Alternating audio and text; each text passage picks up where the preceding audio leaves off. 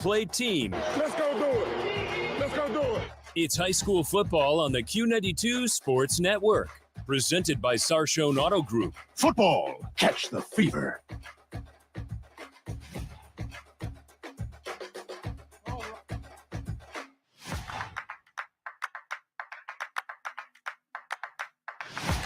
Well, rivalry week kicks off with a Thursday night game on Q92 Radiosports.com. John Bozica, Ryan Keller along with you for our Thursday night contest this evening between the Canton Central Catholic Crusaders and the St. Thomas Aquinas Knights. The classic Stark County Holy War, as it were, between these two longtime foes. Ryan, great to be doing a game with you. We've never done this before. We've talked about it. We've discussed it. We've put it out there. We've placed it in the heads of people at the station in meetings, and they've always been like, maybe. And then we were just like, hey, we're going to do this. And they were like, fine, go do it. So tonight, obviously not what you would like to see in a rivalry game going into week 10. 4-5 Central, 1-8 Aquinas. This game has been very one-sided for a pretty long time now. Shockingly enough, Aquinas did win in 2020 when they had Asian Burt and some of the other pieces that were really good on that team, but it's been some years since they've been to that level. And I guess my thing going into tonight is it's two teams looking at two completely different things. This is the Super Bowl for Aquinas, and this is just another week preparing yourself for the playoffs for Central. Yeah, but I mean, at the end of the day, this game is important for both these teams because with a win, St. Thomas can get into the playoffs. They don't control their own destiny. They need a little help, but funny enough, I mean, they're sitting at the 20th seed right now with a win. Will jump them up to the 14th seed based off of the points that they would get from Central. So this is more than just a Super Bowl. This is their postseason on the line as well. And Central's kind of sitting at the 13th seed. They don't control their own destiny either. They're kind of just hanging out there. So it's prep and get ready and make sure you get out of this game healthy. So if I'm Central, I'm going to try to get out to an early lead and then try to take some of my starters out of the game. But if you're St. Thomas Aquinas, everything on the line tonight. Yeah, and it is crazy that with a win, Central, according to Joe Eitel, which, of course, I don't think he's ever been wrong. He's always right. I think there's only one time he's ever maybe been wrong about something. But with a win, Central could go from 12 to out. With a loss, Central could go from 12 to out. So it's not any guarantee. And the unfortunate piece to that is really, if you look at the rest of this region, there's teams from about Girard down, maybe Martins Ferry being the only one right now that feels like they're getting the short end of the stick, being 8-1 in the 11 seed. But it's a region that if you look at it outside of the top 3 seeds, Central has to like their chances in this region and feel like they could make some noise. And what's unfortunate is that they're looking back at the game they had against Louisville. They're looking back at week 3 against Orville, and they're saying, man, only if we were playing the ball we're playing now back then. Yeah, what could have been. They started off 0-3 on the season and kind of put you behind an 8 ball where you have to win from there on out. At that point, your percentage to make the playoffs get smaller and smaller. When you let games just slip away from you, that's the most frustrating thing as a team, to know that you had this game and it just fell apart. And now you're week 10 and you're fighting and your fate's not in your hands anymore. Yeah, it's really, really frustrating. And with a win over Louisville in the week that they had them, that's a D2 team. Unfair to Louisville, I personally believe, in Coach Cap, but it would have been a ton of computer points for Central to get a win against a D2. And what was even tougher about that night is they had an opportunity, falling 7-6. What makes it just so tough? He's Ryan Keller. I'm John Bozica. We're going to take our first time out here on Q92 Radiosports.com, Q92 Sports Facebook page, and Q92 Sports YouTube channel. That's right. You can catch us 3 places for whatever reason. If you're looking to do that tonight, there's your opportunity. Put us on all 3. That's right. See which one we sound best on and let us know. and then we'll go back to the station and make adjustments based on that, or we won't. All right, going to take a time out here. Central and Aquinas on Q92 Radiosports.com. You're listening to High School Football presented by the Sarshone Auto Group.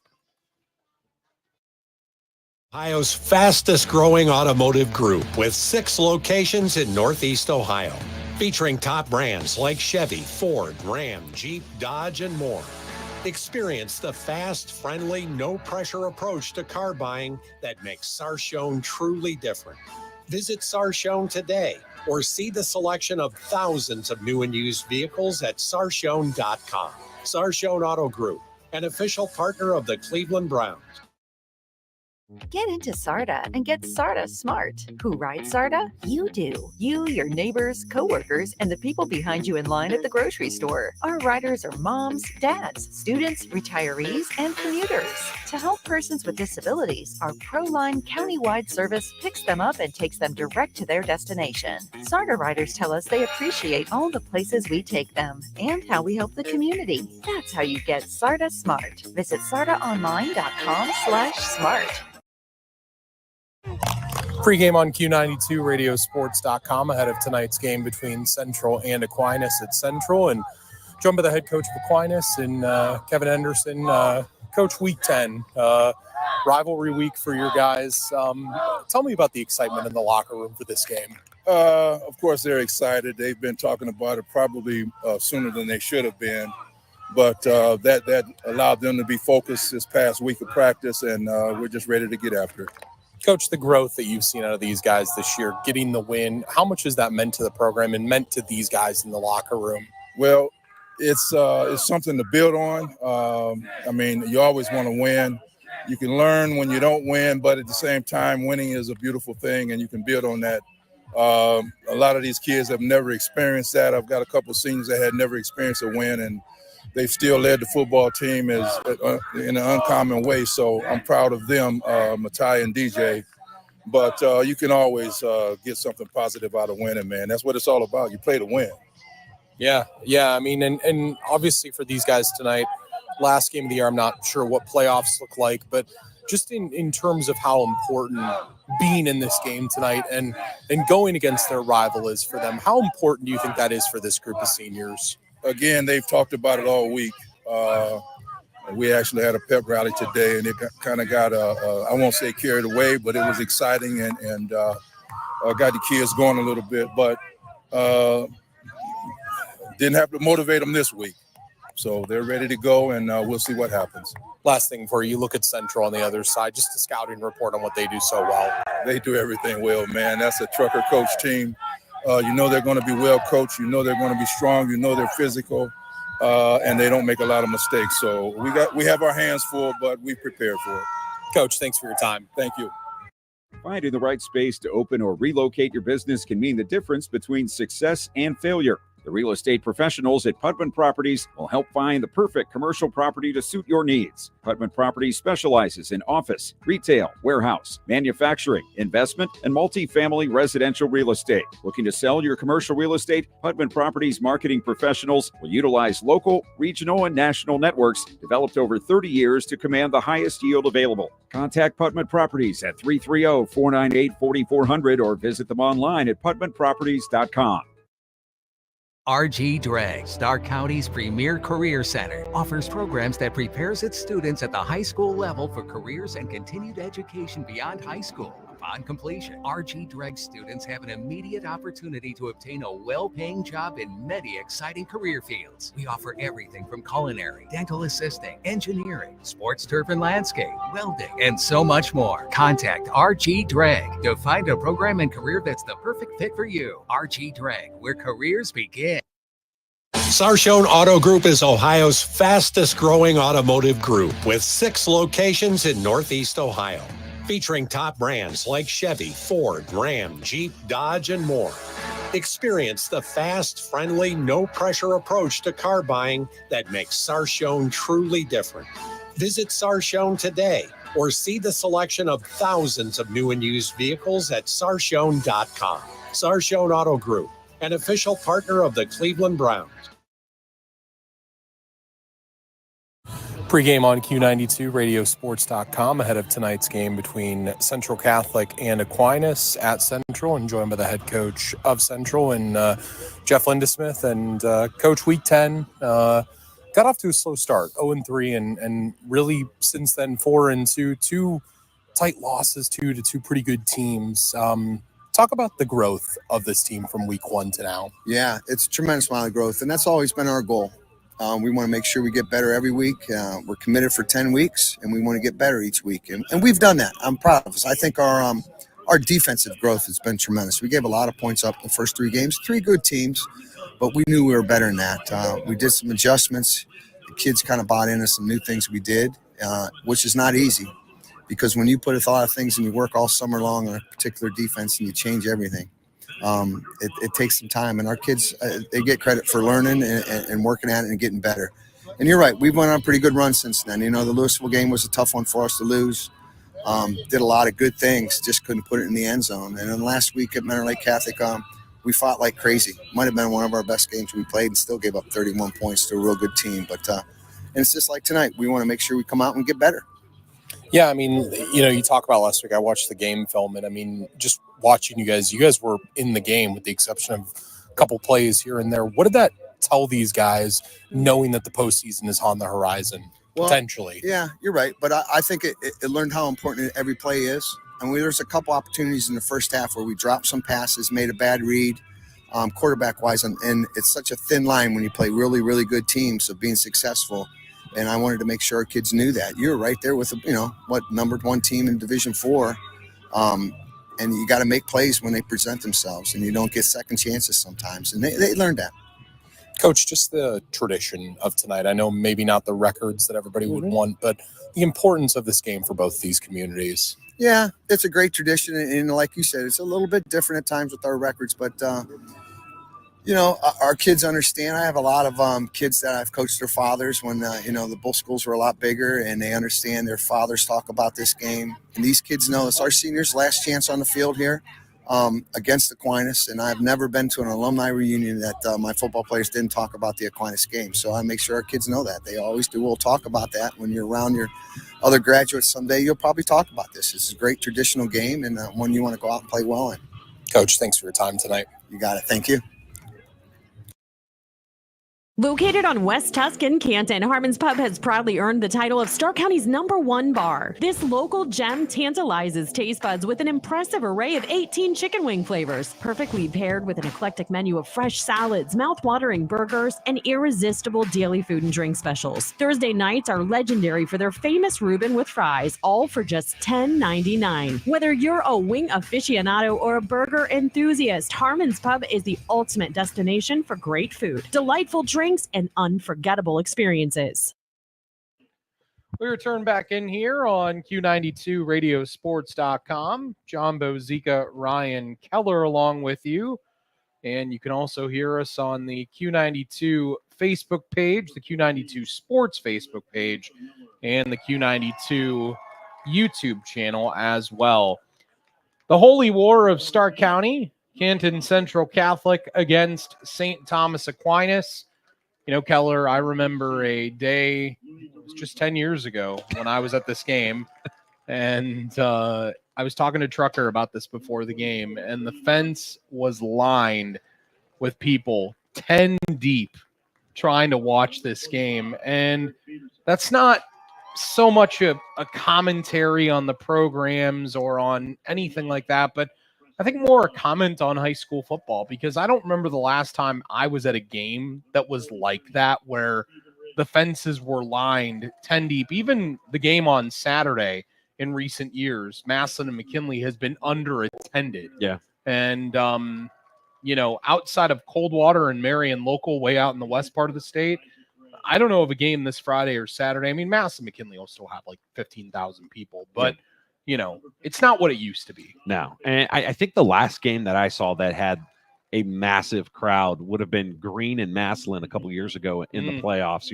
local to move on into the playoffs. I think that was the last time, but yeah, I don't know the reason behind it either as to why more and more people are shying away from coming out to high school football games. And even when I was younger, going to games and seeing in standing room only, and it's just not the same anymore as we look out into the stadium here.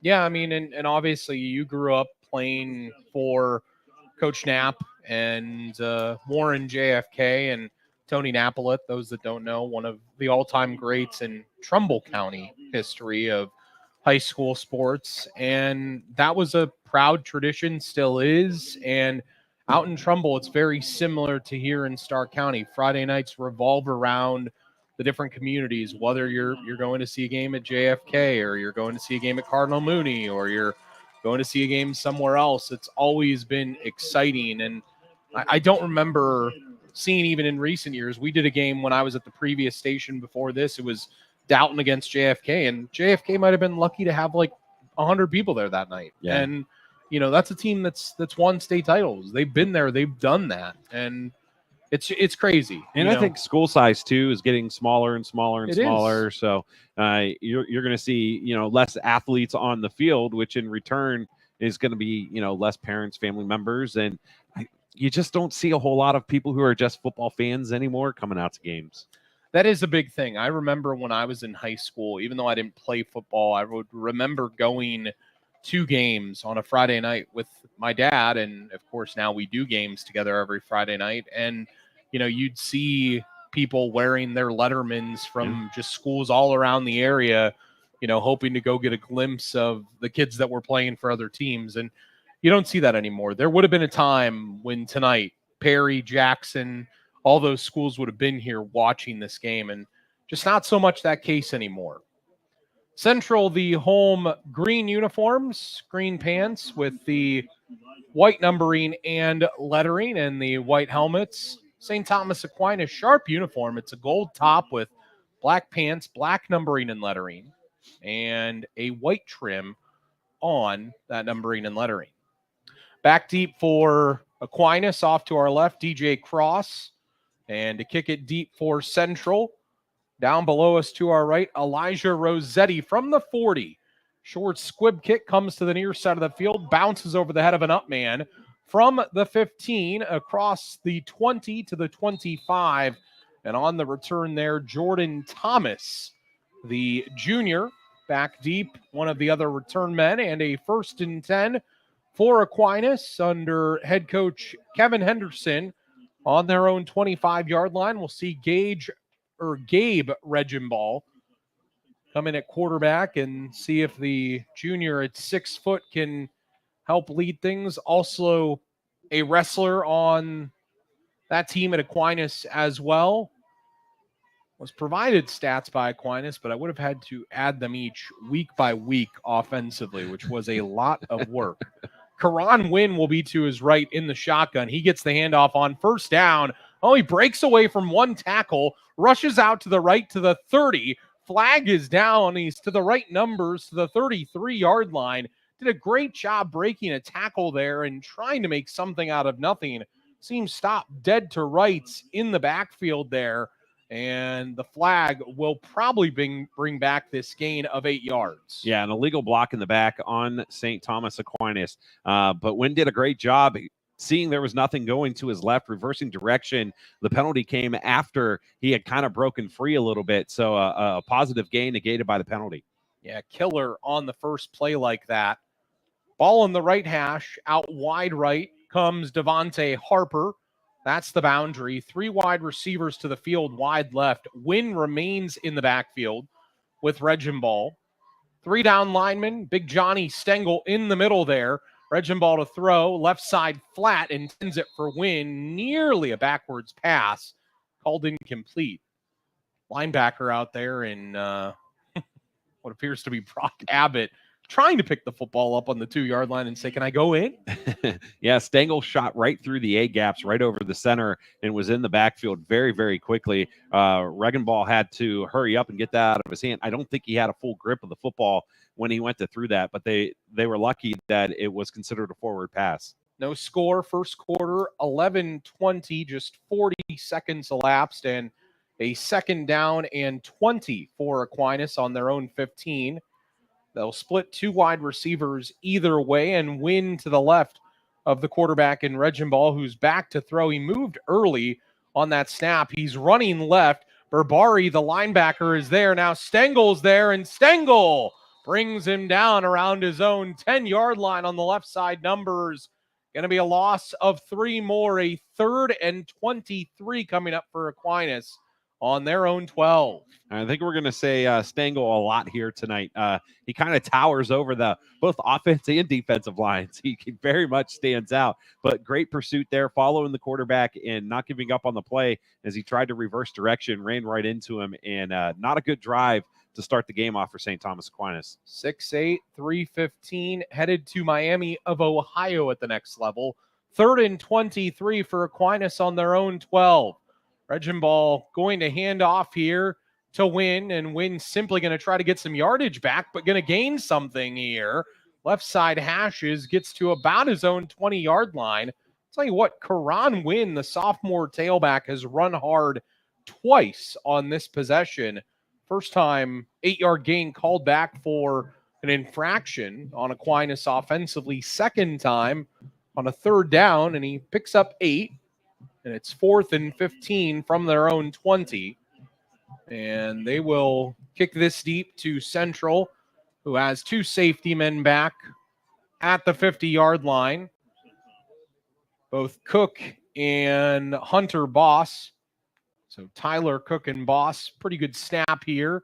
And decent kick heading the way of Cook. He fields it on his own 45 and a 1st and 10 there for Central. That kick, by the way, made by Cameron Vaughn, the junior. I always love seeing a big guy kick the football like that. It just, I don't know, warms my heart about something to do with football. I can't quite put my finger on what it is.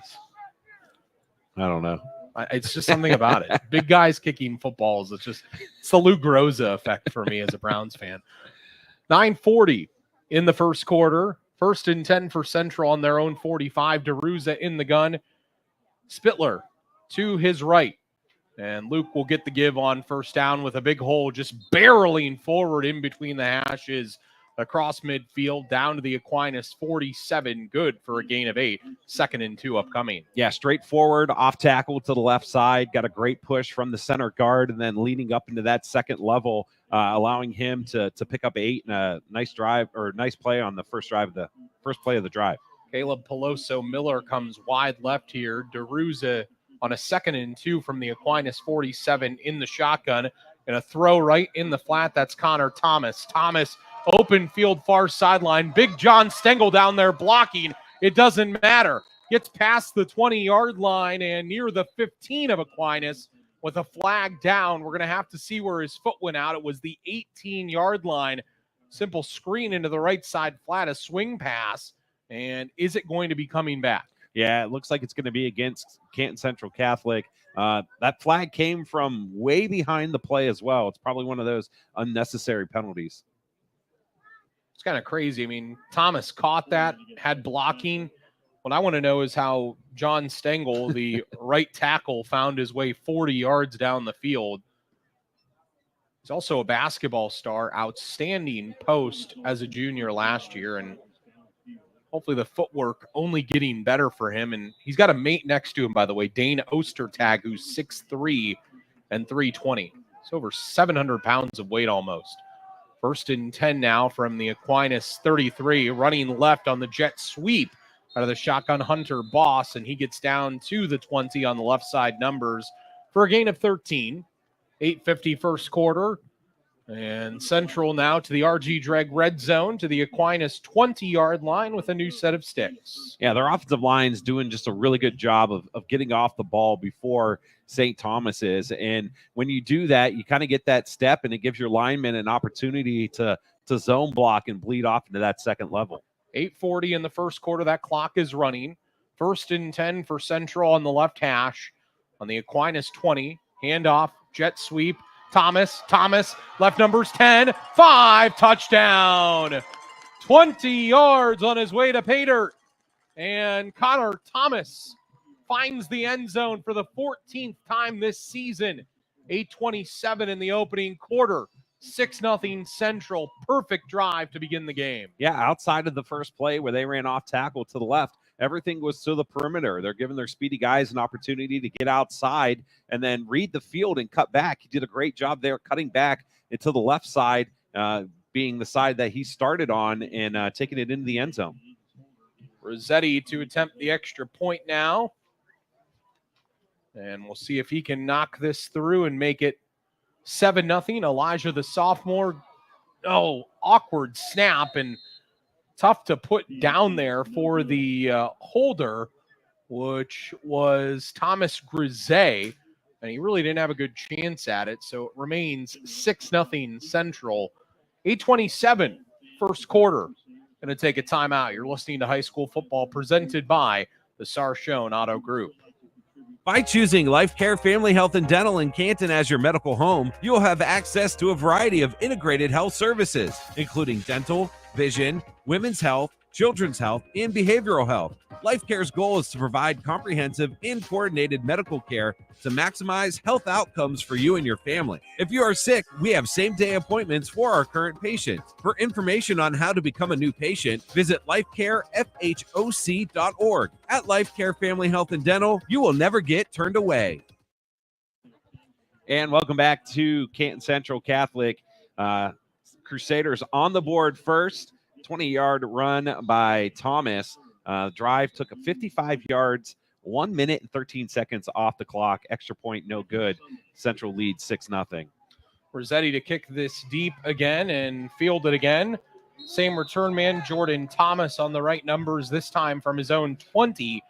It's to his own 22-yard line. And the 2-yard return somewhere in that vicinity for Jordan Thomas. And 1st and 10 for Aquinas. See if the Knights can find a bit of something here offensively. Down 6-0 with 8:22 in the first quarter. Lost last year in this game, 42-6 the final. Again, their last win over Central was 2020, 26-10 the final there.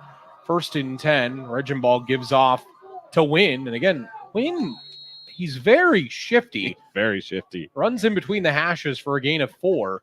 He started that right, cut back left. Not sure what he saw, but 2nd and 6 coming up. Yeah, he's incredibly patient, too. As soon as he takes the handoff, he doesn't immediately hit the hole with speed. He kind of sits back, reads his offensive line, and tries to find a little spot to shoot through. But he does have great acceleration once he decides to take off. Good size kid as well at 5'7" and 170. Nice low center of gravity for him. 2nd down and 6. They're in the shotgun on their own 26. Regenball again with Wynn to his right, sends cross in motion left to right. Regenball going to run right where the trips were. It's picked off. Campetti off the defensive line. Running left side, numbers down inside the 20-yard line. Carter Campetti, the defensive end. At 6'1" and $170 downfield, the sophomore read it, caught it, and returned it down to the Aquinas 17-yard line into the red zone. Yeah, Regenball just didn't see him. He rolled out to his right, and Campetti did a great job from that end, just slowly dropping back, reading the quarterback, and stepped in front of it. 1st and 10 for Central. They'll have it on the Aquinas 17. Thomas, one of the 2 wide receivers, left to the boundary. Instead, they're going to give it Spittler. Spittler running. No, DeRuza kept it, and he walked in. 17 yards out. DeRuza with the fake of a lifetime there and runs in between the hashes. He galloped 17 yards on his way to the end zone. It's 12-0 Central with 7:22 in the first quarter. What a fake. Man, and if you were going to start off a game for Central, this is the way to do it. You know, your defense did a great job the first series. Your offense goes out, moves the ball down the field. Your defense with a big turnover, and then the first play taking it to the house. So Rossetti again to attempt the extra point.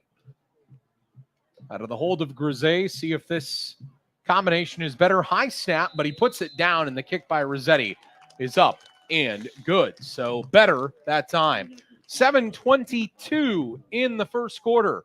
Central 13, Aquinas 0. You're listening to High School Football presented by the Sarshone Auto Group.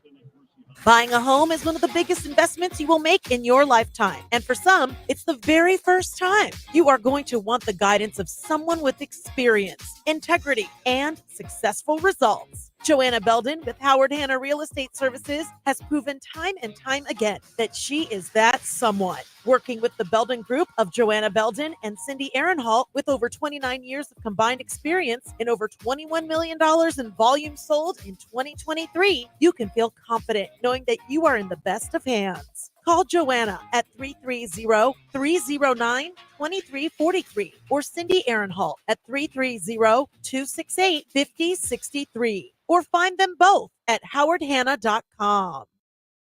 Rossetti's kick here again, fielded by Cross this time. It was a bouncer that bounced on the numbers on the near side of the field and was picked up by DJ Cross. And Aquinas will have their best starting field position with a 1st and 10 on their own 30 coming up. And Keller, that very long drive summary. Yeah, one play.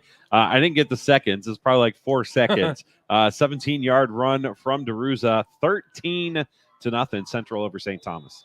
Central, of course, eyeing the playoffs next week, hoping that a 12 seed is in their future. If they can get help from other teams, that's according to Joe Eitel entering tonight. 1st and 10 for Aquinas. Caden Bauman, one of the 2 wide receivers, wide left. Cross trying to come set wide right along with Harper, and there was a miscommunication. Coach Kevin Henderson in the all black steps out. He's got a great Aquinas flat build hat that is just a snapback that is a thing of beauty that I was looking at as I was down on the field. And I was thinking to myself, man, if I could get one of those. You know, it's interesting. Before the season, Keller, you and I did the preseason show. Coach's preview. Yeah, that's the word for it.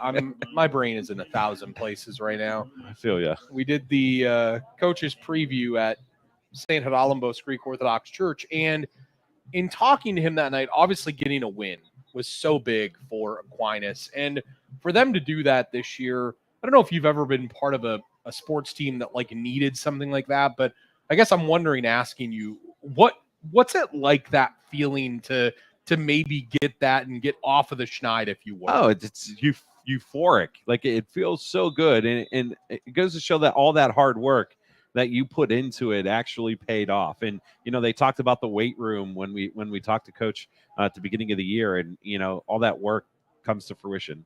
1st and 10 in the shotgun on their own 31. Regenball going to keep running left. Not sure if that was a design play. Seemed like it was, but he had Wynn running with him each step of the way. He gained 3, 2nd and 7 upcoming.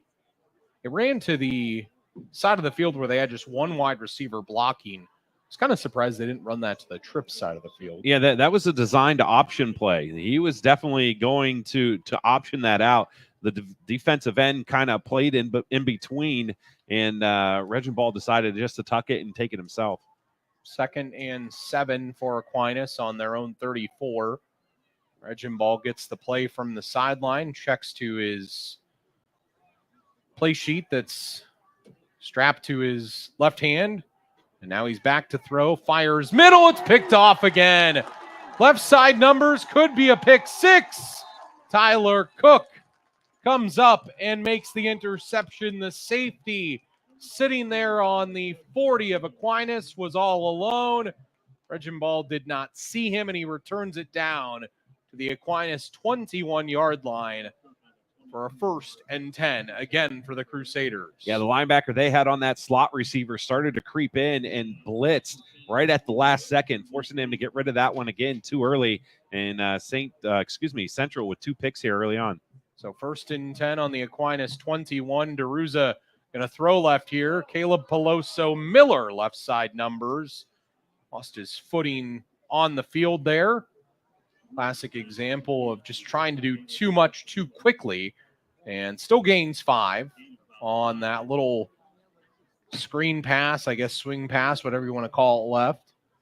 2nd down and 5 coming up at the Aquinas 16. 13-0 Central. 5:50 clock runs first quarter. Thomas in the slot near side. He's going to go in motion. Here's Spittler with the handoff right up the middle. Spittler is going to dash in down the left hash marks. 16 yards on his way to the end zone. And Luke Spittler has his third rushing touchdown of the year. Central 19, Aquinas 0, 5:40 in the first quarter. Yeah, the offensive line is just dominating, not just the defensive line, but the linebackers as well. Spittler didn't come to a defender from St. Thomas Aquinas until he was probably a good 8 to 10 yards into that defense. And from there, it was just finding the crease and taking it in for the score. So Rossetti again to kick the extra point here out of the hold of Grisey. They missed one of these earlier in the game.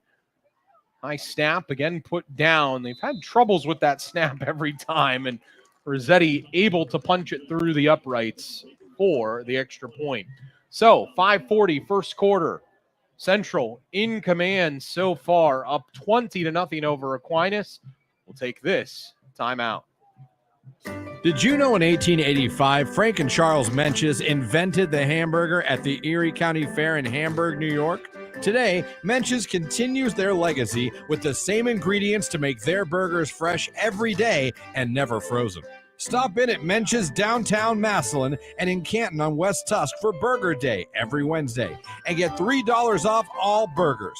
Menches Brothers, you call it a hamburger, we invented it.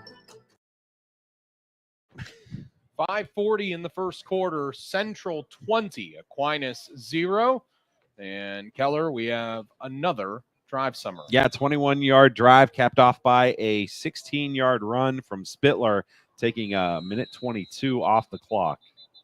Rossetti kicks this deep from the 40, and that dubious point where someone was offsides.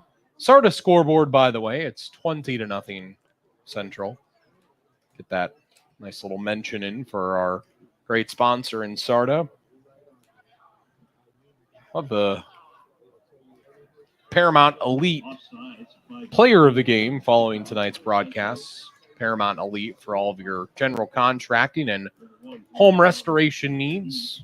It's about 3 or 4 guys right now that could all be in position for that. Offsides on the kickoff there on Central. So Rossetti will kick it from his own 35 now. Good opportunity maybe here for Aquinas to really garner some good field position and see if they can do something. And Rossetti, again, squibs it near side of the field. Barely fallen on there by the return man, who was the up back in Michael Gilmore. And tough spot for him on the right side numbers on his own 37. The ball kind of popped up and hit him in the midsection. And opposed to catching it, he just kind of stopped and froze for a second. Then he fell right on it, which was the right decision. Yeah, and Central's doing a unique kickoff, I guess, where they're just basically like it's a squib onside kick hybrid where they're just letting it go and bounce off the ground and seeing if they can get down and jump on it. So 1st and 10 for Aquinas. They'll have it on their own 38. See if Reginball, the quarterback, who's had back-to-back possessions of interceptions, see if the junior can get something going here on a 1st and 10. And he keeps on the zone read on first down, and he is eaten up for a big loss. A loss of 4. Isaac Ray off the defensive line. Carter Kimpetti in there to help as well. Just a whole host of Crusaders into the backfield quickly after the loss of 4. Yeah, that was just a bad snap. That snap was to his right, and as he reaches over to catch it, it kind of got stuck on his hip. By that time, it was too late for him to pull that up and hand it off, and just had nowhere to go. As Tyshawn Dixon now to his left, the running back. 2 wide receivers either way on a 2nd and 14 from his own 34 in the shotgun, and Reginball is back to throw. Fires left, pass is caught, left side flat, nice catch. It was DJ Cross. He fumbled the ball, then out of bounds to the far sideline. We're going to see where it went out of bounds. I think he got back to the original line of scrimmage at his own 38-yard line. Nice quick hitting play there. You know, when you're playing a quicker defense like Central that's so much more gamed, I guess. Need to come up with those quick hitting plays to try to throw some of the timing off. They now have a 3rd and 10 as Thomas and Devontae Harper come wide right to the field. 2 wide receivers wide left to the boundary. Reginball back to throw. Pressure comes. He steps up. He fumbles the football. Picked up by Central. Far side of the field, running free and going in for the touchdown is the return man in John Hoffaker. The inside linebacker picked it up on about the Aquinas 38-yard line and returned it the distance for the score. 4:35 in the first quarter. Central 26, Aquinas 0. Yeah, Reginball just had nowhere to go, was looking downfield. It thought like he was going to take off and try to pick up something. Instead, he kind of set up the pass at the last second, taking the big hit and the scoop and score for 6. And it looked like Isaac Ray was the defensive lineman who laid the hit on him initially there. And you pack it all together, and Central off to a perfect start in this rivalry game as Rossetti will kick this extra point here. Again, the snap and spot, both good, and the kick, good. 4:35 first quarter, Central 27, Aquinas 0. You're listening to High School Football presented by the Sarshone Auto Group. Sarshone Auto Group is Ohio's fastest growing automotive group with 6 locations in Northeast Ohio, featuring top brands like Chevy, Ford, Ram, Jeep, Dodge, and more. Experience the fast, friendly, no-pressure approach to car buying that makes Sarshone truly different. Visit Sarshone today or see the selection of thousands of new and used vehicles at sarshone.com. Sarshone Auto Group, an official partner of the Cleveland Browns. 4:35 first quarter, 27-0 Central. Keller, they have done everything right so far. Offense, defense, special teams, they are doing it all. 38-yard fumble return for Hoffaker, taking us to 27-0 on the starter scoreboard. Senior in Johnny Hoffaker, the leading tackler defensively, 111 tackles on the season. Just one of them for loss, and a great play there that he will never forget. Rossetti here, the kick deep and returned by Aquinas for a decent return here up across their own 20-yard line. On the return there for the Knights was John Purdue, the senior. So 1st and 10 for Aquinas. Last 3 possessions, interception, and a fumble return for a touchdown by Central. And all of them have led to points. They have. If you're a fantasy football fan and you were starting a fantasy defense, you won. Central's defense would have buku points right now. 1st and 10 for Aquinas on their own 24. Reginball gives off Wynn, and Wynn carries for 1 out of the shotgun. 2nd and 9 coming up. If I'm Aquinas at this point, I think it's about stringing together positive plays at this point. You're down 27-0. There's still 4 minutes left in the first quarter. Obviously, the season, from what they came in for, having lost so many straight, they were on a 32-game losing streak. They beat Crestline.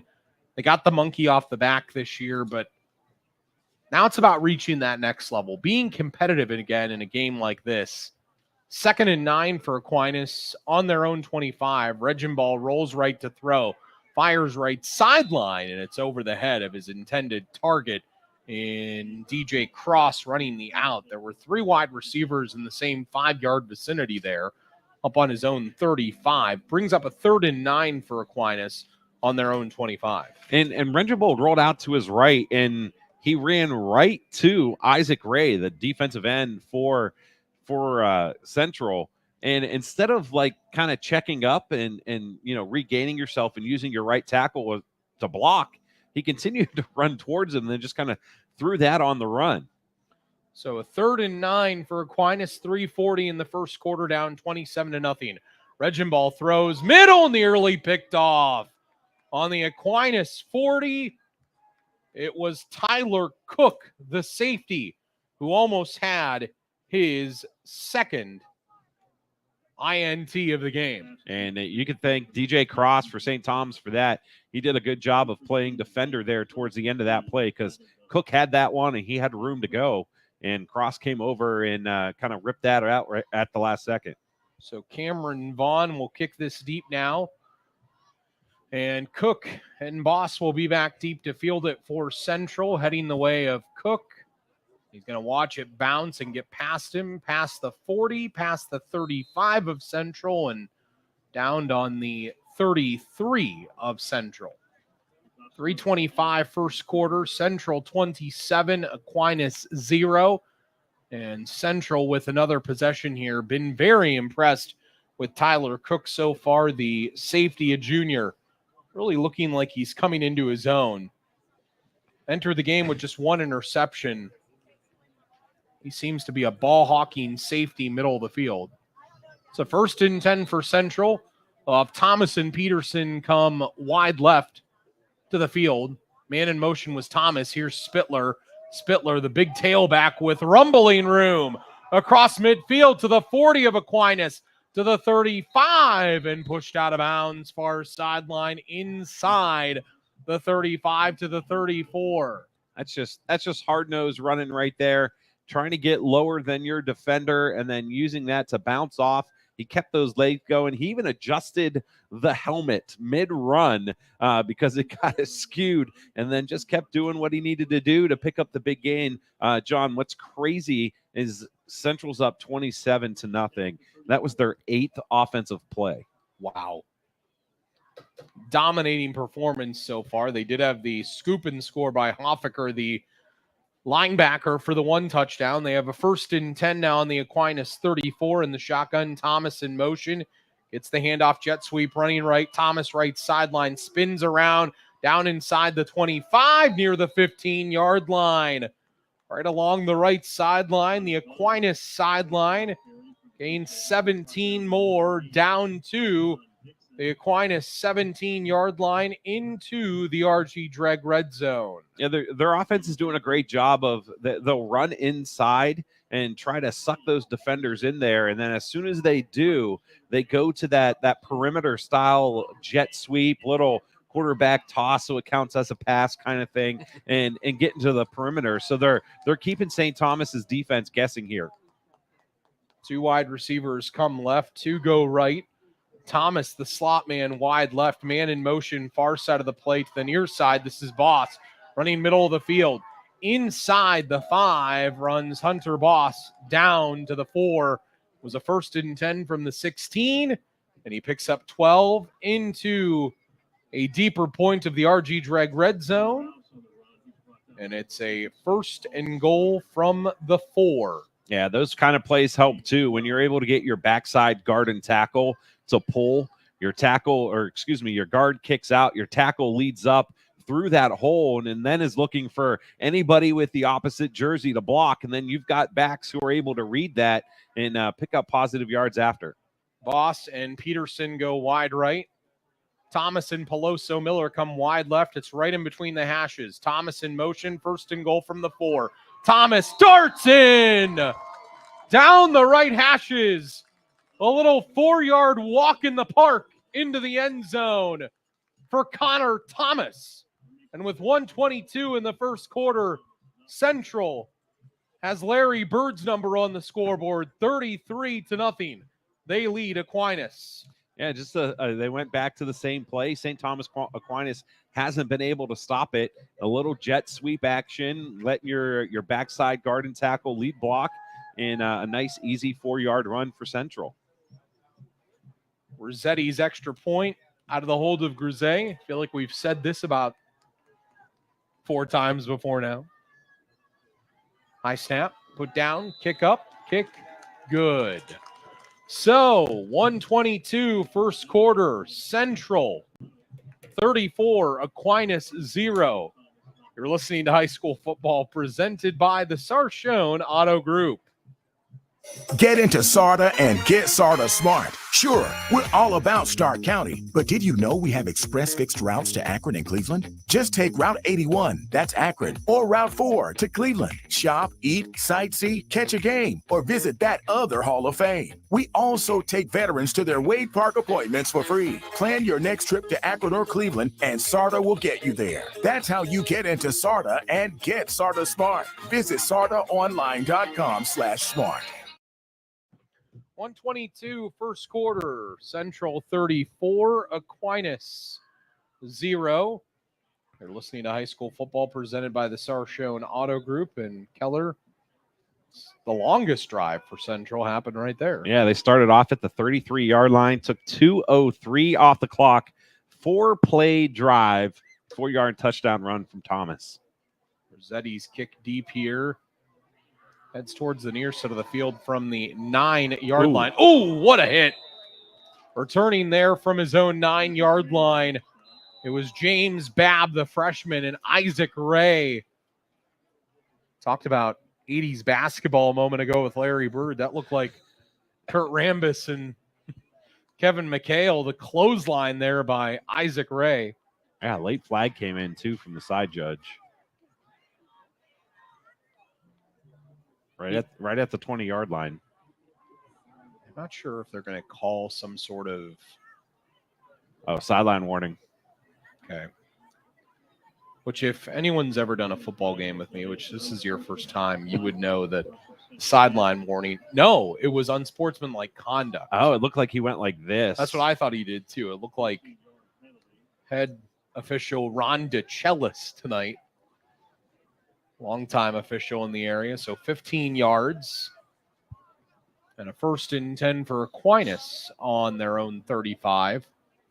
Up or down 34-0. I love how I do the motion like people can see what I'm doing. Yeah, no. Well, you stick both hands out and you wave them forward. 1st and 10 for Aquinas on their own 35. Handoff out of the shotgun goes to Win, I would suppose, and he gains nothing back to the 35. You know, you start looking at Aquinas, you start trying to figure out, well, what positives do they have coming back? I mean, Reginball, the quarterback, is back, so he's a junior. He'll have experience to win. Karan Wynn, sophomore. The running back is back. He's experienced to win. Jordan Thomas, he's a basketball player. He's back. He's a junior this year. He's experienced winning on that floor as well. 2nd and 10 for Aquinas. Under a minute, first quarter, down 34-0. They're in the shotgun from the right hash on their own 35. Reginball to throw. Throws middle, ball tipped by Thomas, his own wide receiver at his own 38. And almost picked off John Hoffaker. The linebacker was there, leading tackler for the Central defense. And John, once you've thrown 2 picks, you've had pressure in your face almost every single play. As a quarterback, you start getting those happy feet. You want to try to get that ball out of your hand as quick as possible. And that was one where he might have had a little bit more time, kind of rushed it a little bit. When you do that, it tends to sail on you, and just a little bit high and behind the intended receiver. Thomas and Harper come wide right on a 3rd and 10 for Aquinas from their own 35. Reginball out of the shotgun. Ray in his face. Isaac Ray throws him down, but the play is called before Ray can get a full hold of him. Ray was about to chuck him to the field surface, back inside his own 20. Would have looked like Terry Bradshaw when he was picked up by, I believe it was Turkey Jones back in the day for the Browns. And instead, it brings us to the end of the first quarter. Listening to High School Football presented by the Sarshone Auto Group. Now that we're in the middle of the quarter here, it's 34-0 Central. We'll keep our breaks because we're going to need them. And I want to say this. We have a very busy day tomorrow on Q92 and Q92radiosports.com. Your Score 7, including AM 1310 WDPN. And then Keller and I on Saturday, ahead of that big game that's been played since 1894. We'll have a special pregame show for all of you. Yeah. Tell them about it, Keller. Yeah, we're starting things off at 11:30 in the morning. We are going to be located in the tailgate lot over at Massillon Washington High School. Myself and John, we've got some guests lined up. We've got some people from both schools joining us, principals, mayors, superintendents, former players, or people who are associated with both schools. And you're actually going to be you'll get to see us. We'll be on YouTube, on Facebook, and we'll be broadcasting live on Q92 right up until game time. Should be an exciting day. Then Keller will hightail it up to the booth with Clinton Scroggs for the call of the game.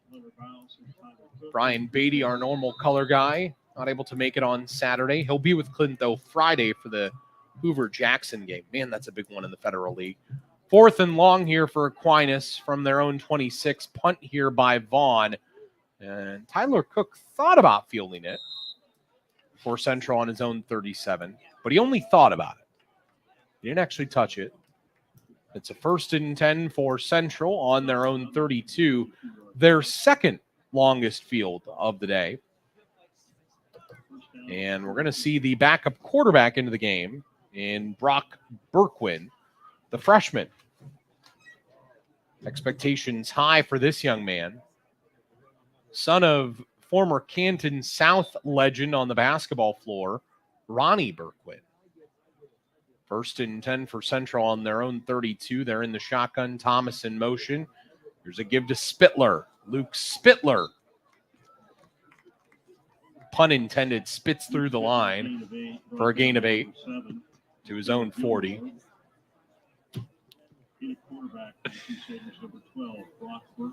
I mean, I don't have anything else to work with at this point. 2nd and 2. We'll talk about your fantasy lineup here in a bit. Oh, boy. 2nd and 2 for Central, right at their own 40. They're in the shotgun. Second quarter up 34-0. Berkwin gives Spittler. Spittler spins around, and tough physical run by Luke Spittler to midfield. Good for a gain of 10. They can move the sticks again. Don't know. As Central put it in the air outside of the one time maybe tonight. I think Louis DeRuza maybe attempted a couple passes, but they've done the majority of this work through the ground game, which is where their strength is offensively. Yeah, I wouldn't be surprised either if we saw an end around coming here. A little jet sweep action. They've run 2 plays right up the middle, and St. Tom's is stacking the box. So they have a 1st and 10 to Central right at midfield. Thomas, slot man far side. No, they fake the jet sweep, and keeping it is Berkwin, the freshman with wheels, past the 40 of Aquinas to the 37-yard line for 13. I like that. Berkwin shows what he can do. I like that play call, too, because if I'm thinking they're going end around, the coaching staff at St. Thomas is thinking the same thing. So for them to fake that jet sweep and do the read option with Berkwin to be able to shoot through the gap, smart play from Central. Berkwin and Luke Spittler next year should make up this backfield with Louis DeRuza being a senior. Central always seems to have a bevy of athletes they can get the ball to every year. They have a 1st and 10 to the Aquinas 37 on the right hash. Again in the shotgun. Thomas in motion. Here's the give to Spittler. Spittler, who wants to again find the end zone. Push back this time.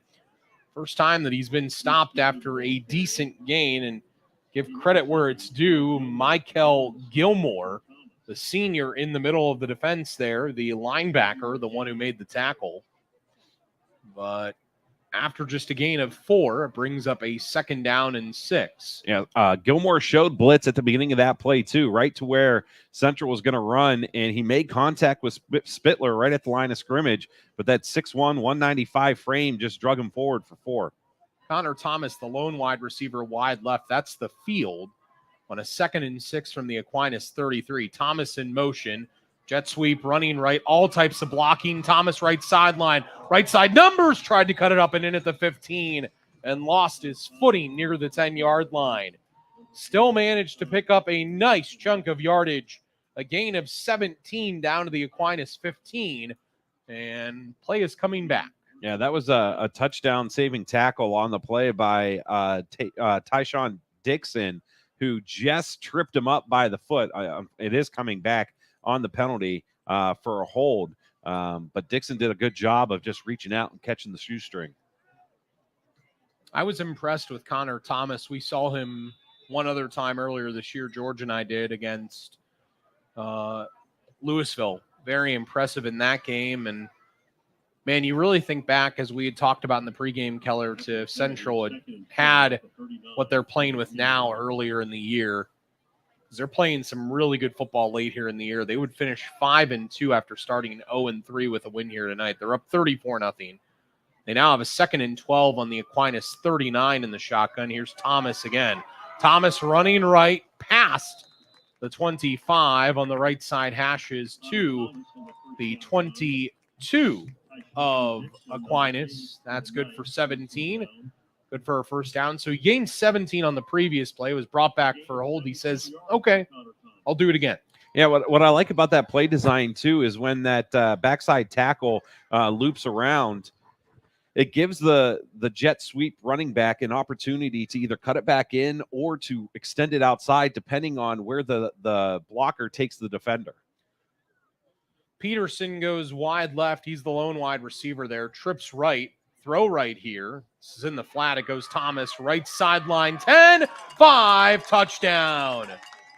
Simple screen pass in the right flat. And Connor Thomas took it 22 yards to pay dirt. He's found the end zone already in a multitude of ways tonight. His first receiving touchdown of the evening. And Central's, I think, what would be their 10th passing touchdown of the year. I think they had a passing touchdown maybe earlier in the game on a swing pass similar to that. But it's 40-0 Central. 7:56 second quarter.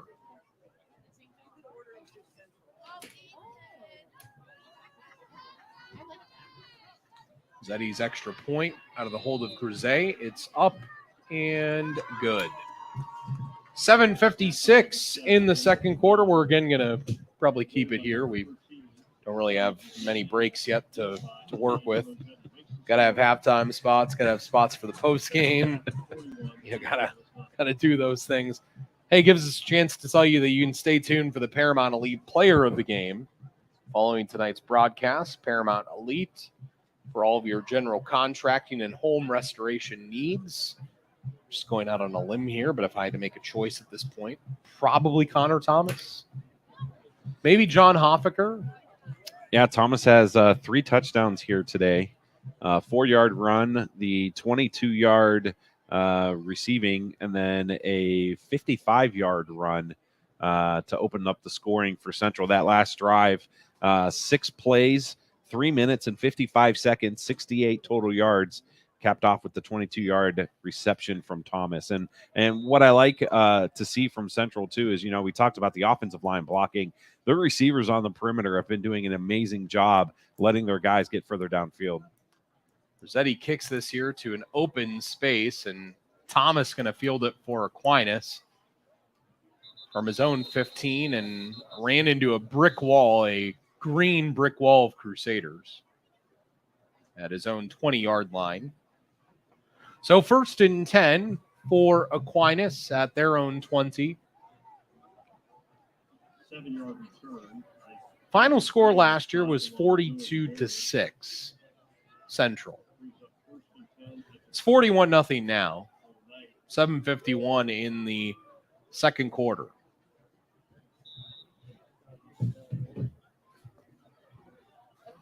It's really fascinating. We'll talk about this after this play here, but talking to Coach Henderson before the game about how excited his guys were.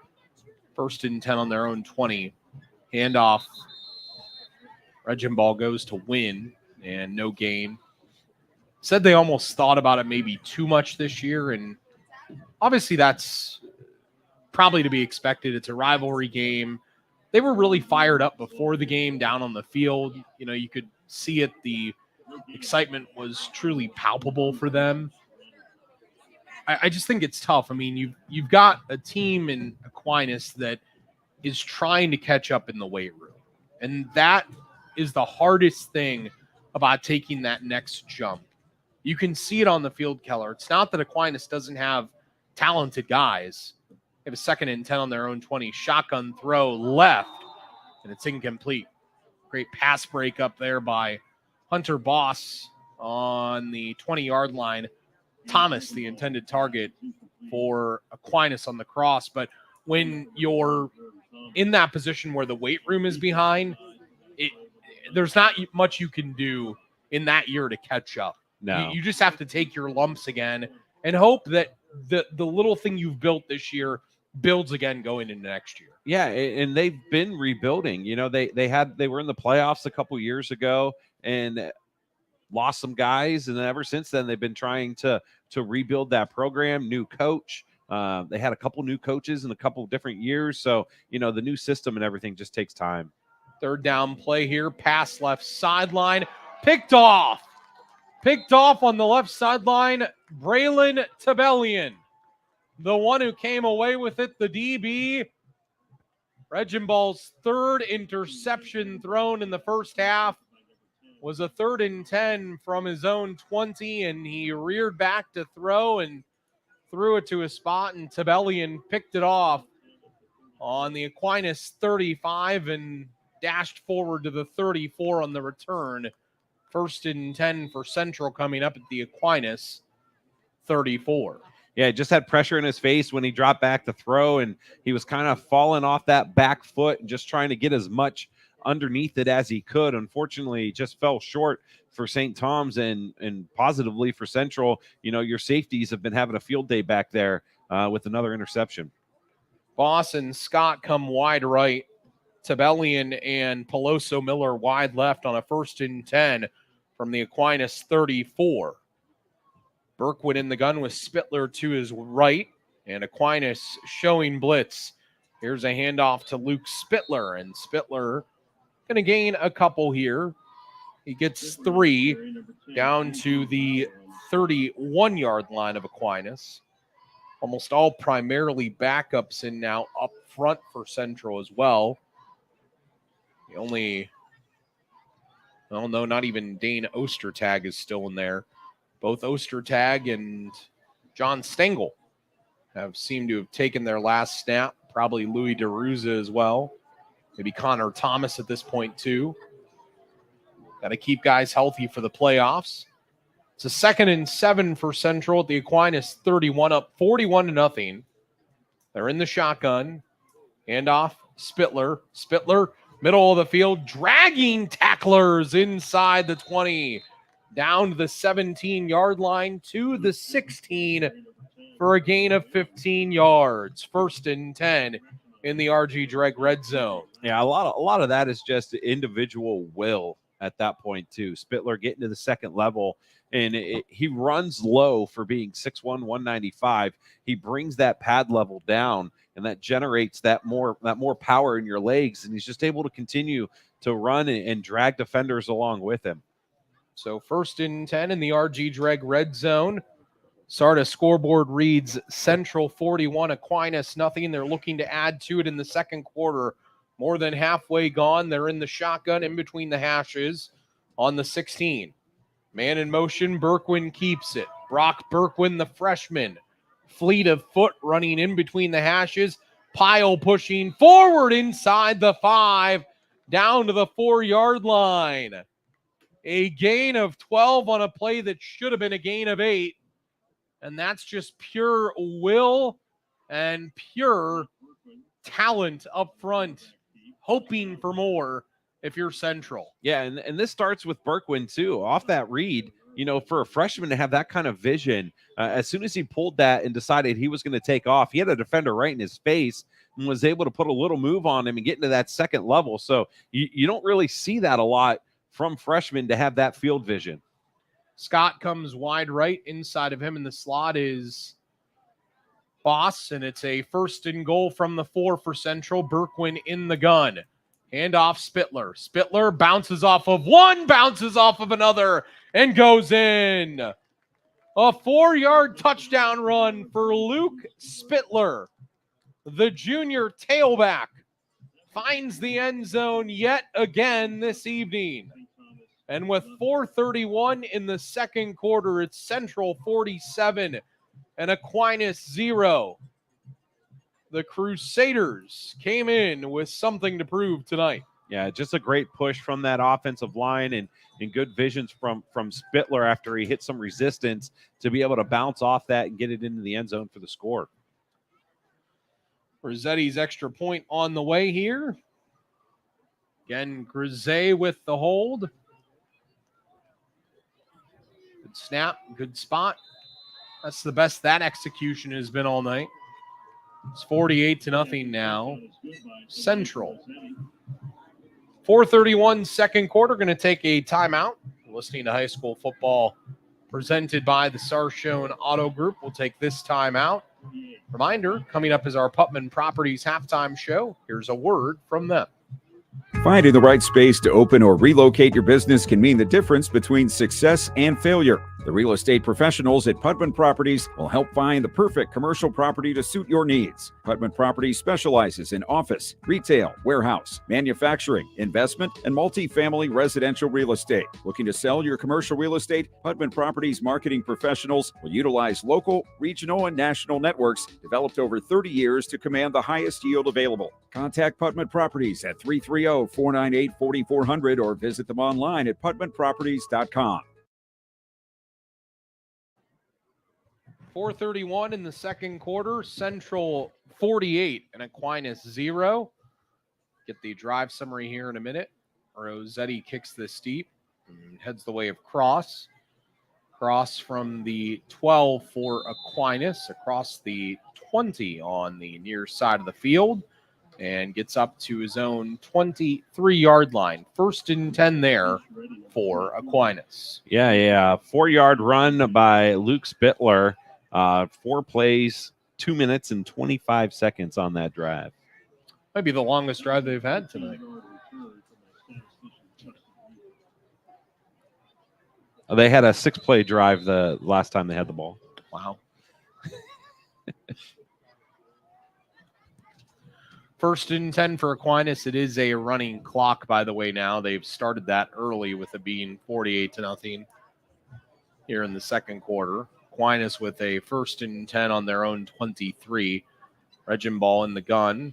Back to throw. Has all day. Going to roll right. Now he's going to run. Tries to get to the right sideline, and he's going to be pushed down to the ground. Nice open field tackle made there. Stephen Rich, the senior offensive lineman, seeing playing time tonight. Just a gain of 4. Your head coach, Matt Creamer, from the basketball team, giving the PA announcing over the loudspeaker system here at Central. Crusaders should be in for another good year on the basketball floor. Got Luke Velosky back and some of the others. Stengel, Will Minor. 2nd and 6 for Aquinas on their own 27. Handoff. Karan Wynn. And Wynn going to pick up a 1st down here in between the hashes for Aquinas to his own 34, gain of 7. Yeah, great run. That's St. Thomas Aquinas' first down of the game, I believe. 48-0 Central.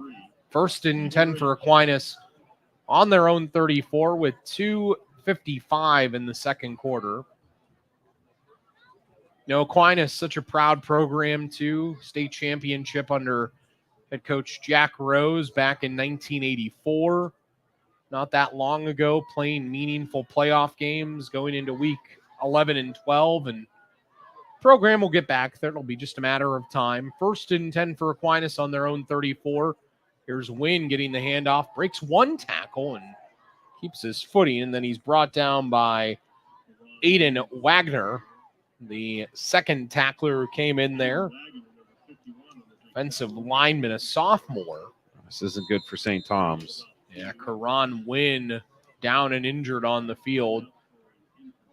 Life Care Family Health and Dental Care injury report after a gain of 2. You hope maybe it's just a cramp.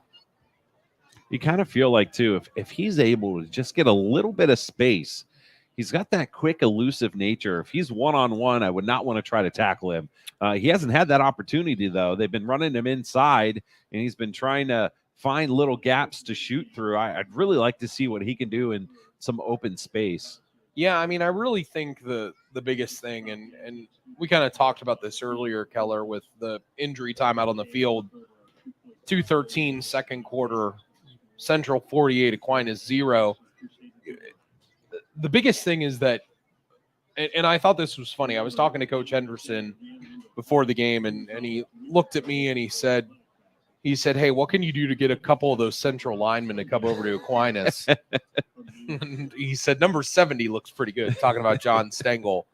And that does say a lot about where the Aquinas program is that right now Central has the most important thing in their favor, which is that they are dominating up front. Everything you've talked about all night, Keller, even though they have guys that can get into space, it starts with the fact that they have two guys on the right side of the line that make up almost 700 pounds. That's a lot of weight to push around. Yeah, it definitely is. And, you know, we talked about weight room and stuff, and you need the strength and the muscles to even try to compete with someone who is that size. Because when you're that size, you're naturally gifted with, you know, you're bigger and you're stronger. You know, going up against a guy who's not 6'7", 300 pounds, you know, you need to try to combat that somehow. And, you know, when we talked to Coach Henderson at the St. Harlambos coaches banquet, weight room was like the first thing that he talked about and said he was starting to get the guys in. And it wasn't just, you know, your upperclassmen. It was a lot of your younger guys who were working their way into the weight room and trying to recreate a culture at St. Thomas Aquinas. And I was looking at the roster earlier too about different guys they have coming back. They have 8 seniors on their team this year. And you see a lot of FR on their roster. So a lot of freshmen who are up here seeing time. Well, and I think a sign here of the bond that these guys have built, you look over and Karan Wynn hurt on the play, and opposed to walking off, 2 of his guys, the quarterback in Gabe Regenball and the linebacker / wide receiver / athlete in Michael Gilmore, both helped carry him off the field. They both picked him up and carried him off the field. And that to me says that even though the wins aren't there, Coach Henderson has built a culture of guys that want to play for each other. And that's half the battle. I will tell you what, in high school sports, getting kids to want to play for each other is so difficult. Like it is the most difficult thing. And if Coach Henderson has done that, he's already won this year in my book. 2nd and 8 for Aquinas on their own 36. Swing pass right. And not a lot of space to go here for the back. DJ Cross, the one who caught it, thought he did, but couldn't quite tell. He and a couple of other guys have little pink accoutrements that they're wearing, because I'm pretty sure it's Breast Cancer Awareness Month. Yeah, October. Yeah. I'm really bad about knowing what awareness month it is. I'm terrible at it. To me, those things are important every day. It's like not just like a month thing. Right. That's the way I feel about all of those. 3rd down and 9 for Aquinas. They have it on their own 35. See if they can pick up another first down here. Had a first down earlier in the drive, their first of the game. Regenball in the shotgun. Thrown 3 interceptions tonight. He rolls left, fires downfield. Oh, it was in and out of the hands of Thomas. Jordan extended his right hand up on his own 42 and could not quite bring it in on the left side numbers. I think Thomas kind of felt that as soon as that ball hit his hands, he was going to take a hit. He went up and tried to bring it in with one hand, and Central had their safety coming in, so it would have been short of the line to gain for the first down anyways, and another punt situation for St. Thomas Aquinas. So Cameron Vaughn, who has been busy tonight, will kick again. You talk about that size up front. Aquinas' offensive line, 180, 200, 240, 190, 230. Central's offensive line, 195, 215, 320, 315, 205. Two of those guys could play for the Browns. Probably do a better job at this point. 4th and 9 for Aquinas from their own 35. Vaughn kicks this deep, and so pins Central back quite deep to the 21-yard line. It's where the ball is eventually downed. You know, this is another thing, too, here that is so important, as downing it there was A.J. Lauer. But so important to teach the concepts of flipping field to a young program. And I've been impressed. Aquinas has been able to do that. And those are like the little things that it's like, if you're going to start winning, that's one thing that you have to know how to do. And teaching a guy to know how to do that, know where to punt it, know what to do in that situation. It's those little things. Yeah, and it's gone a long way to helping. Just Central's offense has just been kind of in rare form. They're in playoff form. They are. DeRuza, by the way, on a 1st and 10 from his own 21, just puts a knee on it. Nice sign of sportsmanship by Coach Trucker Lindesmith here. He could have said, we have a minute 15. Let's add another one on the scoreboard. I don't think they'll be trying to do much more of that tonight. 48-0, they lead as we head into halftime. By the way, Putman Properties halftime show coming up. Going to get a look at the news from our WDPN newsroom with the one, the only Jeff Mears. Man, when Sam and I were doing the Mount game over the weekend, he had a nickname for Jeff. And I was like, man, Jeff Mears with a nickname. And I'm mad I can't remember it. Final snap of the first half, another knee. Louis DeRuza, the one who took those knees. So if you're Central, you won the first half 48-0. You're going to win the game. You're going to go to 5-5. And now your hope becomes Keller to look at the playoff standings and hope that enough chaos ensues so that you get the 12 seed and not the 14 seed. Yeah, and going into week 10 in high school football, a lot of area, not just this area, but the whole state, kind of set up the rivalry week in week 10, and you never know what's going to happen and who's going to come out on top. So hopefully, Canton Central Catholic can get a little love, a little lady luck, and stay where they're at. Guessing that Coach Jeff Lindesmith will be watching Guys and Dolls over the weekend, looking for luck to be a lady this evening. Central leading at the half, 48-0. You did not expect a Guys and Dolls reference at the half. Sure didn't. Listen to this broadcast, and you don't know what you'll find. All right, 48-0 Central at the half. It's the Putman Properties halftime show. We're going to take a timeout. We'll have the news and more.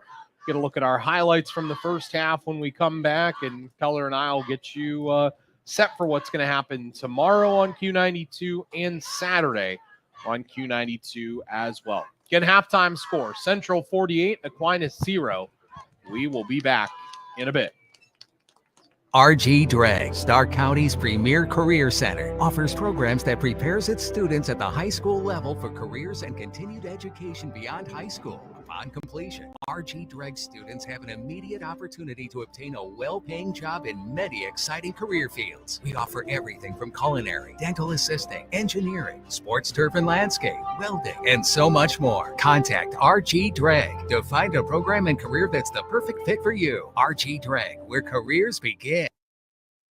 Located on West Tuscan, Canton, Harmon's Pub has proudly earned the title of Stark County's #1 bar. This local gem tantalizes taste buds with an impressive array of 18 chicken wing flavors, perfectly paired with an eclectic menu of fresh salads, mouth-watering burgers, and irresistible daily food and drink specials. Thursday nights are legendary for their famous Reuben with fries, all for just $10.99. Whether you're a wing aficionado or a burger enthusiast, Harmon's Pub is the ultimate destination for great food, delightful drinks, and unforgettable experiences. For the Putman Properties halftime show, I'm Jeff Mears for Q92 News. A guilty plea has been entered by a Stark County Sheriff's deputy to a reduced charge of theft. 43-year-old Thomas Davison of Norton entered the plea today in Stark County Common Pleas Court. He originally was charged with grand theft following allegations he stole about $15,000 from his union. Davison was treasurer of the Stark County Deputies Association. Visiting Judge Wyatt McKay sentenced him to 180 days in jail with all but 10 days suspended. Davison also was ordered to repay the funds, which he has already done. The thefts occurred between January 2022 and February 29th of this year. He was placed on administrative leave during the investigation. Following his conviction, Sheriff George Meyer said Davison was fired. A man accused of repeatedly hitting a man for whom he was working as a caretaker is in the Stark County Jail. Sheriff's deputies arrested 48-year-old Ibrahim Kanda of Akron. A warrant had been issued for him. Kanda is charged with assault. He allegedly struck the developmentally disabled man during a July 29th incident at the victim's home on Navarre Road Southwest in Perry Township. The case will be heard in Massillon Municipal Court. No arraignment has been scheduled yet for Kanda. A Stark County judge has sentenced a man to life in prison with the possibility of parole in 10 years. Common Pleas Judge Natalie Hopp issued the punishment Wednesday to 44-year-old Winfield Stevens of Tuscarawas Township. If he is ever released, he must register as a Tier 3 sex offender every 90 days for the rest of his life. A jury found Stevens guilty of rape and gross sexual imposition earlier this month. Prosecutors say he had sex with a young girl. The activity occurred from June to August 2022. The victim came forward when she was 12. The annual meeting of Hall of Fame resort and entertainment company stockholders has been postponed from November 21st. The move came after primary stockholder Stuart Lichter proposed purchasing all the stock and taking the company private. Earlier this month, he proposed a purchase price of $1.98 per share, or $12.9 million. There were over 6.5 million shares of outstanding common stock as of October 8th. Lichter is the founder and president of Industrial Realty Group, which has been involved in the redevelopment of the former Hoover Company plant in North Canton and the Goodyear headquarters in Akron. No new date has been set for the Hall of Fame Resort stockholders meeting. Veterans will continue to have a way to get to appointments at the Cleveland VA Medical Center. During Wednesday's meeting, Stark County Commissioners approved a one-year agreement with SARTA to provide transportation services. It's effective February 28th. The Veterans Service Commission will make quarterly payments of $16,700. Commissioners also appointed Frank Alessandro to the Stark County Mental Health and Addiction Recovery Board for a 4-year term. Sharon Miller was reappointed to a seat on the Stark County Law Library Resources Board. She will serve a 5-year term. More news after this. The Q92 Sports Network brings you more high school football and basketball games than anyone else, by far. But did you know that you can go back and listen to our broadcast again? Simply go to the Q92 radio page on SoundCloud. We've posted the games we broadcast for everyone to go back and relive. We have playlists filled with our high school football broadcasts from 2016 to this season. So go to SoundCloud now, follow Q92 Radio, and listen. And thank you for listening to all of our sports broadcasts of high school football and basketball on the Q92 Sports Network. The trial for a Lisbon man charged with murdering his ex-wife remains set for November 12th, but that could change. Defense attorneys for 51-year-old William Long filed a motion for continuance, saying they need more time to prepare for the trial in Columbiana County Common Pleas Court. They cite an unusually overwhelming jury trial schedule over the past 5 weeks. Long was indicted on a charge of aggravated murder and weapons counts in the killing of Michelle Long. In November 2023, she was found shot to death in her vehicle outside her home on Cary Road in Butler Township. A final status hearing is scheduled for Monday. The city of Salem is expected to appeal a decision by Columbiana County Commissioners to reject the annexation of property from Perry Township. During Wednesday's meeting, commissioners denied the city's proposed annexation of 1202 Beechwood Road. The property is near a newly zoned industrial plot in the city and uses city utilities. The homeowners said they received a letter from Salem saying they were being annexed. WFMJ-TV reports that when they fought back, they were threatened with having water and sewer service shut off. Several neighbors posted signs reading "No annexation" in their yards. The city has said annexations are how they grow, and homeowners benefit from the city's police and fire protection. A man wanted for his role in a Youngstown homicide is in custody. U.S. Marshals arrested 40-year-old Andre Bailey this morning. He was booked at the Mahoning County Jail. A warrant had been issued for Bailey, who is charged with murder. His arraignment is set for tomorrow in Youngstown Municipal Court. The charge resulted from the shooting death of 24-year-old Reynaldo Hernandez. His body was discovered at Liberty Road and Wardle Avenue in the city's east side, October 18th. Additional charges are possible. Police continue to investigate. A Pennsylvania man is labeled a major drug offender after being convicted Monday. 45-year-old Dontiel Grant of Sharpsville was found guilty of felony cocaine trafficking and possession. Grant was arrested July 11th when police reported finding him with nearly 500 grams of the drug worth about $10,000. He previously served 13 years in prison for voluntary manslaughter and aggravated robbery, 12 months for possession of cocaine, and pleaded guilty earlier this year to a drug trafficking charge. Grant will receive at least 11 years at his sentencing, scheduled for Wednesday. We'll return you to the stadium for the second half of tonight's game, right after the forecast from News 5 meteorologist Mark Johnson. For the Putman Properties Halftime Show, I'm Jeff Mears with Q92 News. Overnight tonight, more frost on the way in after midnight, clear and starry, a low near 34. I am RJ Weather from News 5. Sarshone Auto Group is Ohio's fastest growing automotive group with 6 locations in Northeast Ohio, featuring top brands like Chevy, Ford, Ram, Jeep, Dodge, and more. Experience the fast, friendly, no-pressure approach to car buying that makes Sarshone truly different. Visit Sarshone today or see the selection of thousands of new and used vehicles at sarshone.com. Sarshone Auto Group, an official partner of the Cleveland Browns.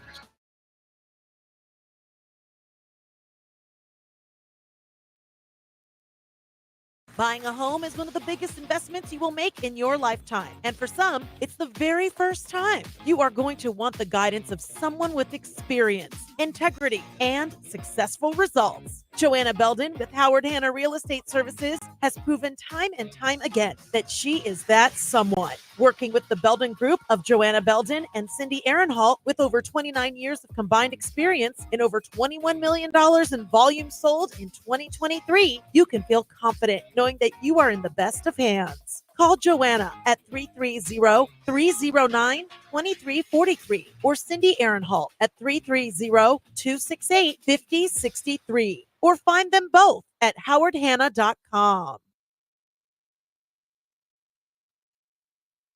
By choosing Life Care Family Health and Dental in Canton as your medical home, you will have access to a variety of integrated health services, including dental, vision, women's health, children's health, and behavioral health. Life Care's goal is to provide comprehensive and coordinated medical care to maximize health outcomes for you and your family. If you are sick, we have same-day appointments for our current patients. For information on how to become a new patient, visit lifecarefhoc.org. At Life Care Family Health and Dental, you will never get turned away.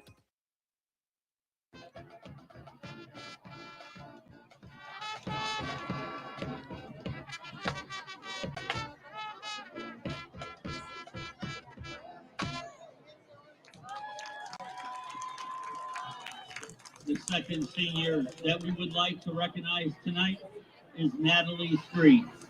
Natalie is being escorted by her parents, Todd and Valerie Street.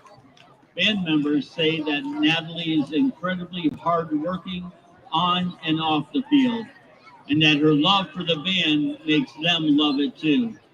Natalie's favorite stand tune is Poker Face.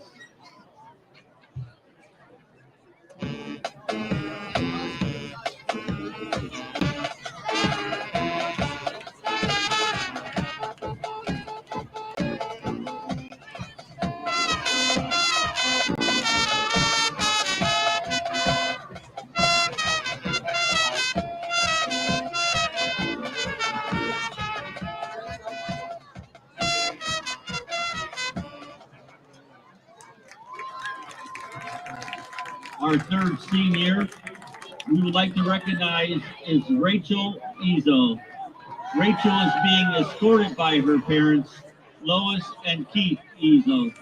Fellow band members say that Rachel's humor is unparalleled and that she is unendingly positive, always full of support, and optimistic. Rachel's favorite stand tune is Pompeii.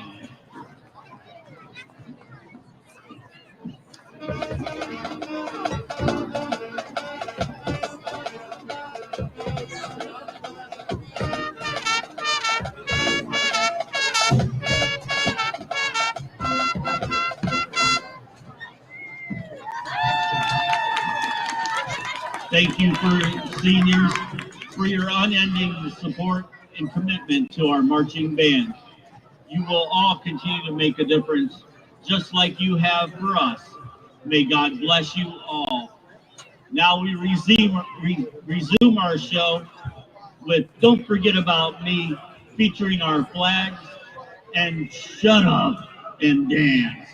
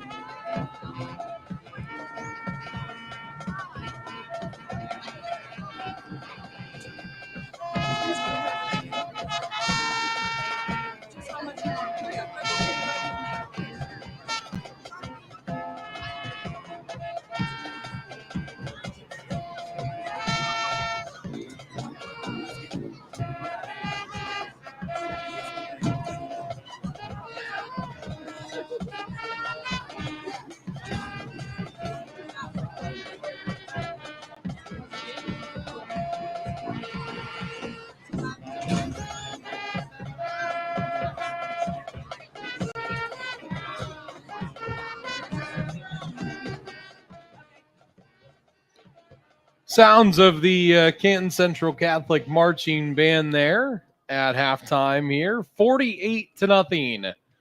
Obviously, senior night this evening for folks in the marching band and on the football team. They recognized all the seniors on both the football team, the cheerleaders, and the marching band. And again, 48-0 Central over Aquinas at the half. John Bozica, Ryan Keller along with you. And Keller, active first half for the Central Catholic Crusaders. They scored 7 times in that first half, and seemed like every time was a little bit different than the time before. And let's go through the highlights from the first half. Yeah, sounds good. Go ahead. All right, so we're going to start the scoring off with Canton Central Catholic. 1:13 left in the first. 8:27 left in the first quarter of 4-play, 55-yard drive, capped off by a 20-yard run from Thomas. 1st and 10 for Central on the left hash. On the Aquinas 20, handoff, jet sweep. Thomas, left numbers 10, 5, touchdown. 20 yards on his way to pay dirt. And Connor Thomas finds the end zone for the 14th time this season. St. Thomas then threw an interception on their next play, very next play. And then the play following that, DeRuza, 17-yard run to put Central up 13-0. 1st and 10 for Central. They'll have it on the Aquinas 17. Spittler running. No, DeRuza kept it and he walked in. 17 yards out. DeRuza with the fake of a lifetime there and runs in between the hashes. He galloped 17 yards on his way to the end zone.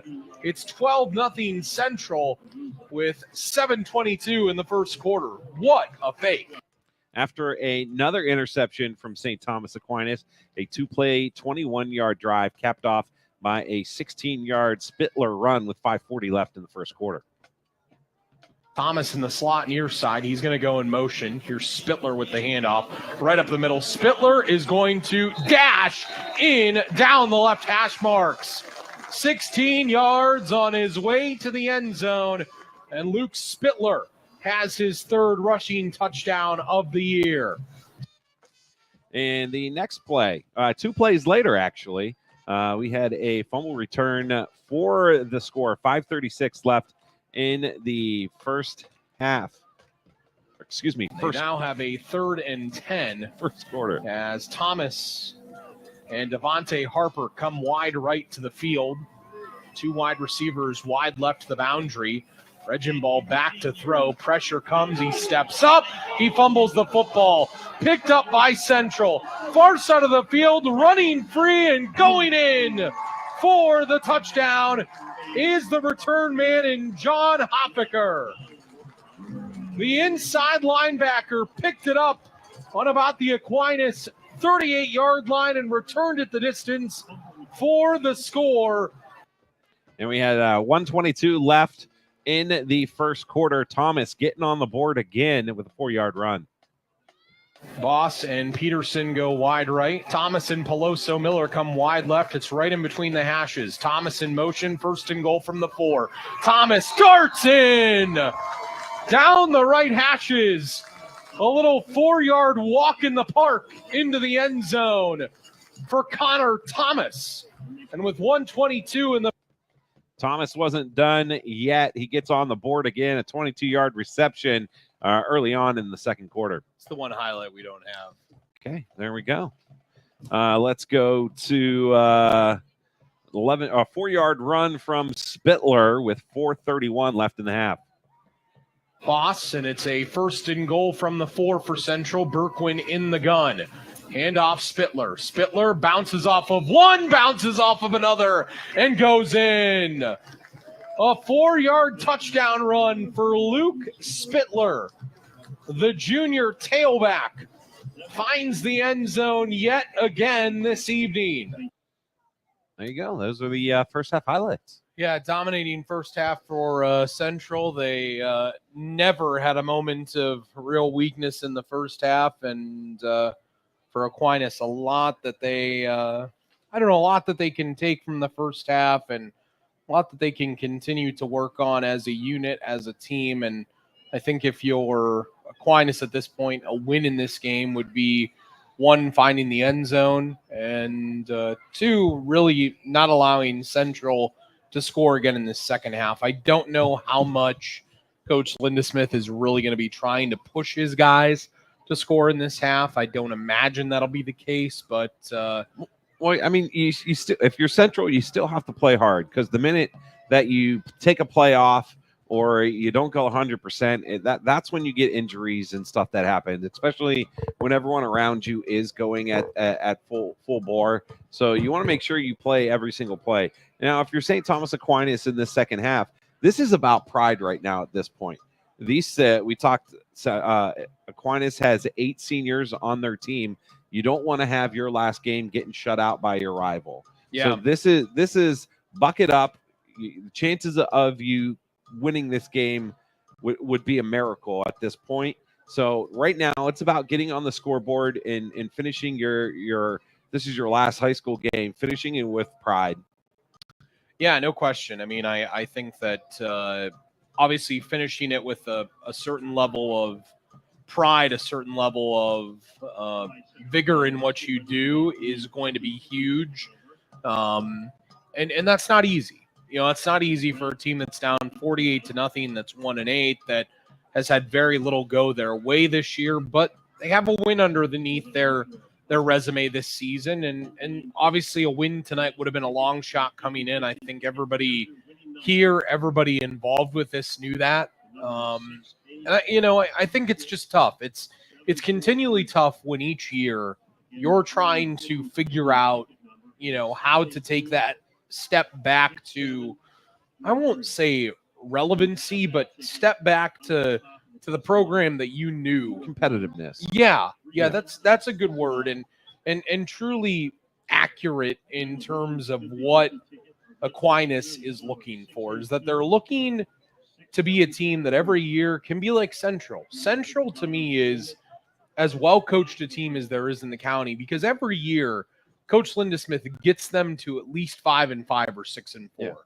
And I experienced this when I played too. I went to Warren JFK, similar size to what Central was when I was playing, and that you play a lot of schools outside of your division. So those losses, they don't hurt as bad, but they prepare you for your tournament play and your postseason play. So when Central gets into the playoffs, they're Division 5, Region 17, they're going to play schools that might not be used to playing a Division 2 Louisville or to be playing, higher up. And that gets you going. That gets your body ready for that type of physical play, that contact, that speed, that agility, all that kind of stuff. And it prepares you. And that's why you see Central having long runs in the playoffs, winning state championships in recent years, correct? Yeah. Yeah. 2016, the last title, it was third year for Trucker at that point, and in his first 3 years, they went to the state final every single year. JFK won that year too. Yeah, they did. I remember that. They had an outstanding tailback that year that did everything for them, and they were a really, really good team. They played, actually funny that you bring that up, they played the morning game on Saturday that Central won, and I think they beat Minster. It would have been like 31-7. It was not a great game, but obviously if you were JFK, it was I was there. Time of a lifetime. Yeah. And I want to touch one more thing too. I was talking about the seniors for St. Tom's.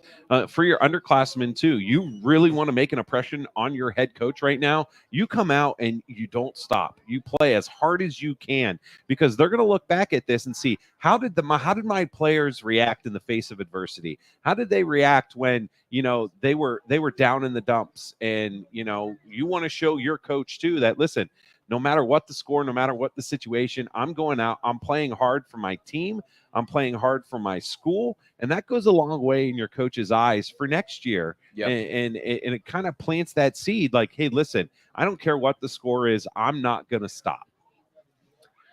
Yeah, and I mean, this is why you do the extra up downs in practice in June. This is why you work on things as many times as you do, and why you spend that extra time in the locker room.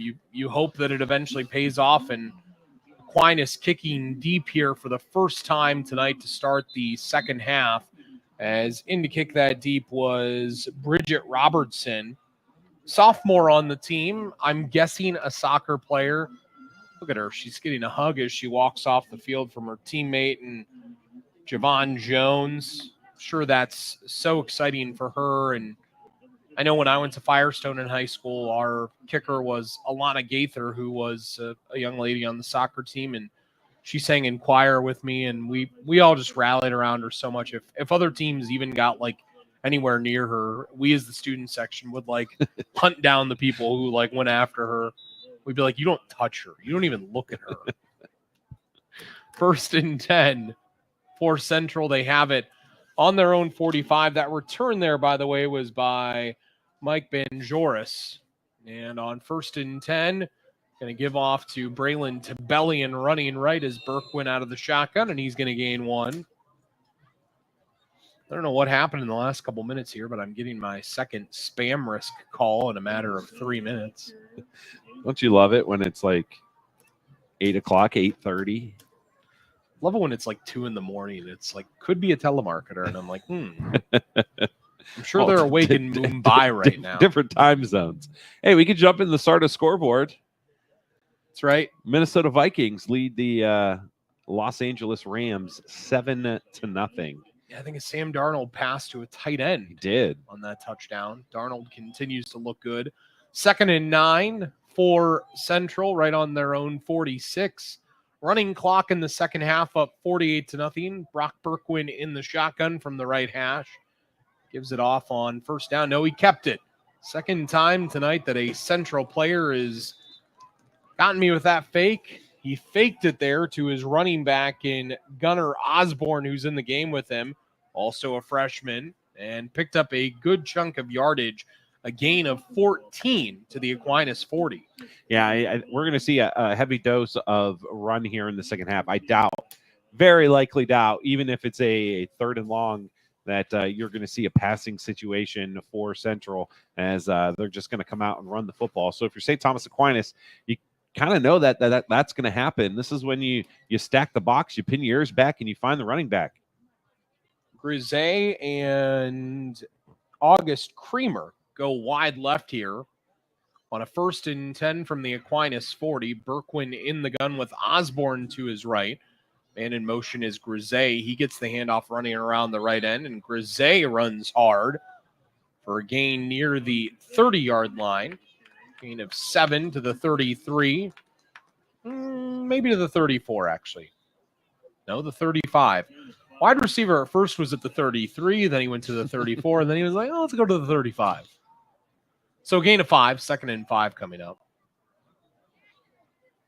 I'm not for robots in a lot of things, but when it comes to marking off the chains and things, if you could create, I'm not saying that you need a robot to keep officiating, because I think officials still see things that robots won't over the course of time.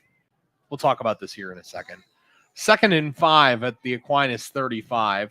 Man in motion out of the shotgun, running around the left end and getting down to the 30-yard line. Going to be stopped on the left numbers at the 30. Carrying with the ball there was Griffin Roar for a gain of 5. My thought process was actually a gain of 4, 3rd and 1 coming up. My thought process is if you can create something that is able to mark off where the ball is going to go next, that's a robot that keeps track of where the ball is next. You don't need a robot. You just need to put a sensor in the yard marker, and you put a sensor on each tip of the football. It's not bad. I like that. And it crosses, the sensor knows, and it tells the computer it hit that mark. Outstanding. 3rd and 1. Ball at the Aquinas 31 for Central. Berkwin in the shotgun gives off Osborne, and Gunnar Osborne, the freshman tailback, with a 1st down on the left side hashes to the 26. I know this was a big point of emphasis in the ALCS because many Guardians fans felt that the Yankees got the betterment of the calls. Yes. And they were saying that they need robot umpires. And I will say, if there's one thing that I am for robots, it is that. I'm not for robots with anything else.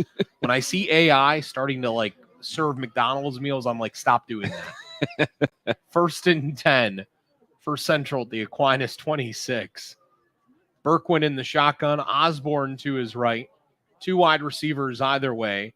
Give Osborne, freshman, running hard in between the hashes, down to the 16. 10 more, another 1st down.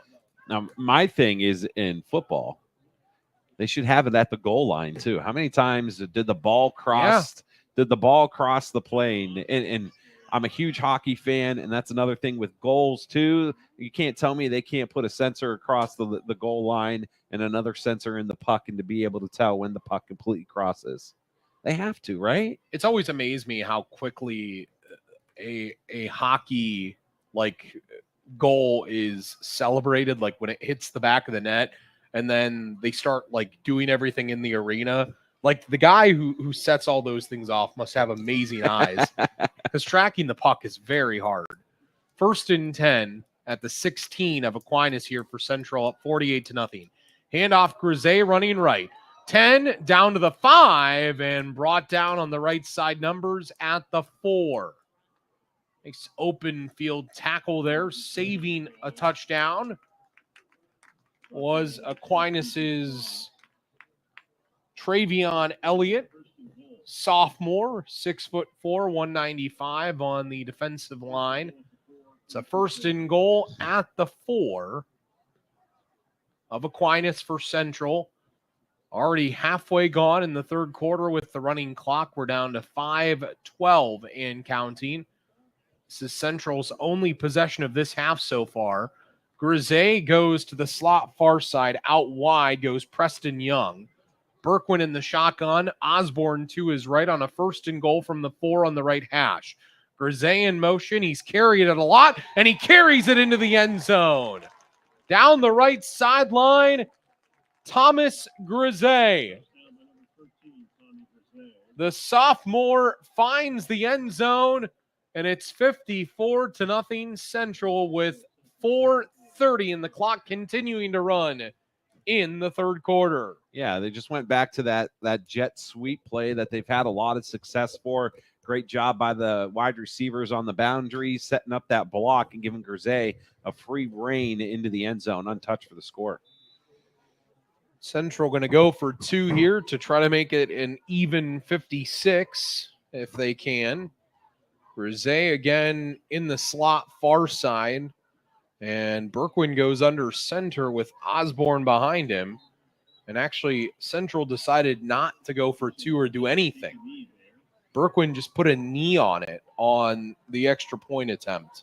Yeah, I mean, I understand why they do that. You can't ask the kids to go out and not score. I mean, a freshman going out and scoring in a varsity game is a big deal. You're just asking your guys to go do what they're supposed to do. But, you know, coach showing a lot of respect out there for St. Thomas Aquinas by not piling it on for the extra point or 2-point conversion. Yeah, I know a couple of years ago, Massillon in a game put up 101 on a team from Pennsylvania. And I remember talking to Coach Moore after the game, and I said, like, didn't you guys, like, you know, think about doing that? And he actually told me, and I've never had a coach tell me this before, he said the other team was literally not trying. He said we would carry the ball and they would, like, run away from us. He said, I've never seen that before in my life. Yeah, and, I mean, what are you supposed to do at that point? And he said, obviously, I can't tell my guys who are seeing time, as you said, to, like, just, oh, yeah, like, you're only in the field this one time. Yeah. Like, don't try to score. No, for the underclassmen to be seeing, you know, varsity playing time, it's a big deal for them to go out and get points and to contribute. Rossetti's kick here, fielded by Cross from the 10. Run north and south, young man. He does. Cross across the 25, across the 30, and brought down in the open field. And it was Elijah Rossetti, the kicker, who is mobbed as he comes to the sideline and makes the tackle, because it was a touchdown-saving tackle, as Aquinas has it on their own 32.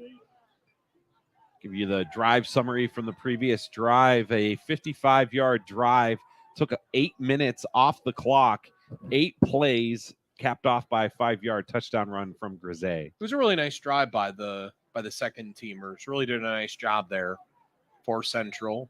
Good for them to get that time on the field and execute like that and take the ball down the field for Coach Trucker.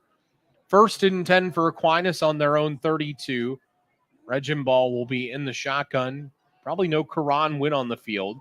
Gives it off to the tailback, who is to his right. Nice stiff arm there. Johnny Purdue. What a run there. Or no, I beg your pardon, Michael Gilmore with the run. It's run by him. He gained a yard, but it was a very physical 1-yard gain. Yeah, 5'9", 185. Putting that Derrick Henry stiff arm out there. How good has he looked, by the way? I hate to say it, too, because he's with Baltimore.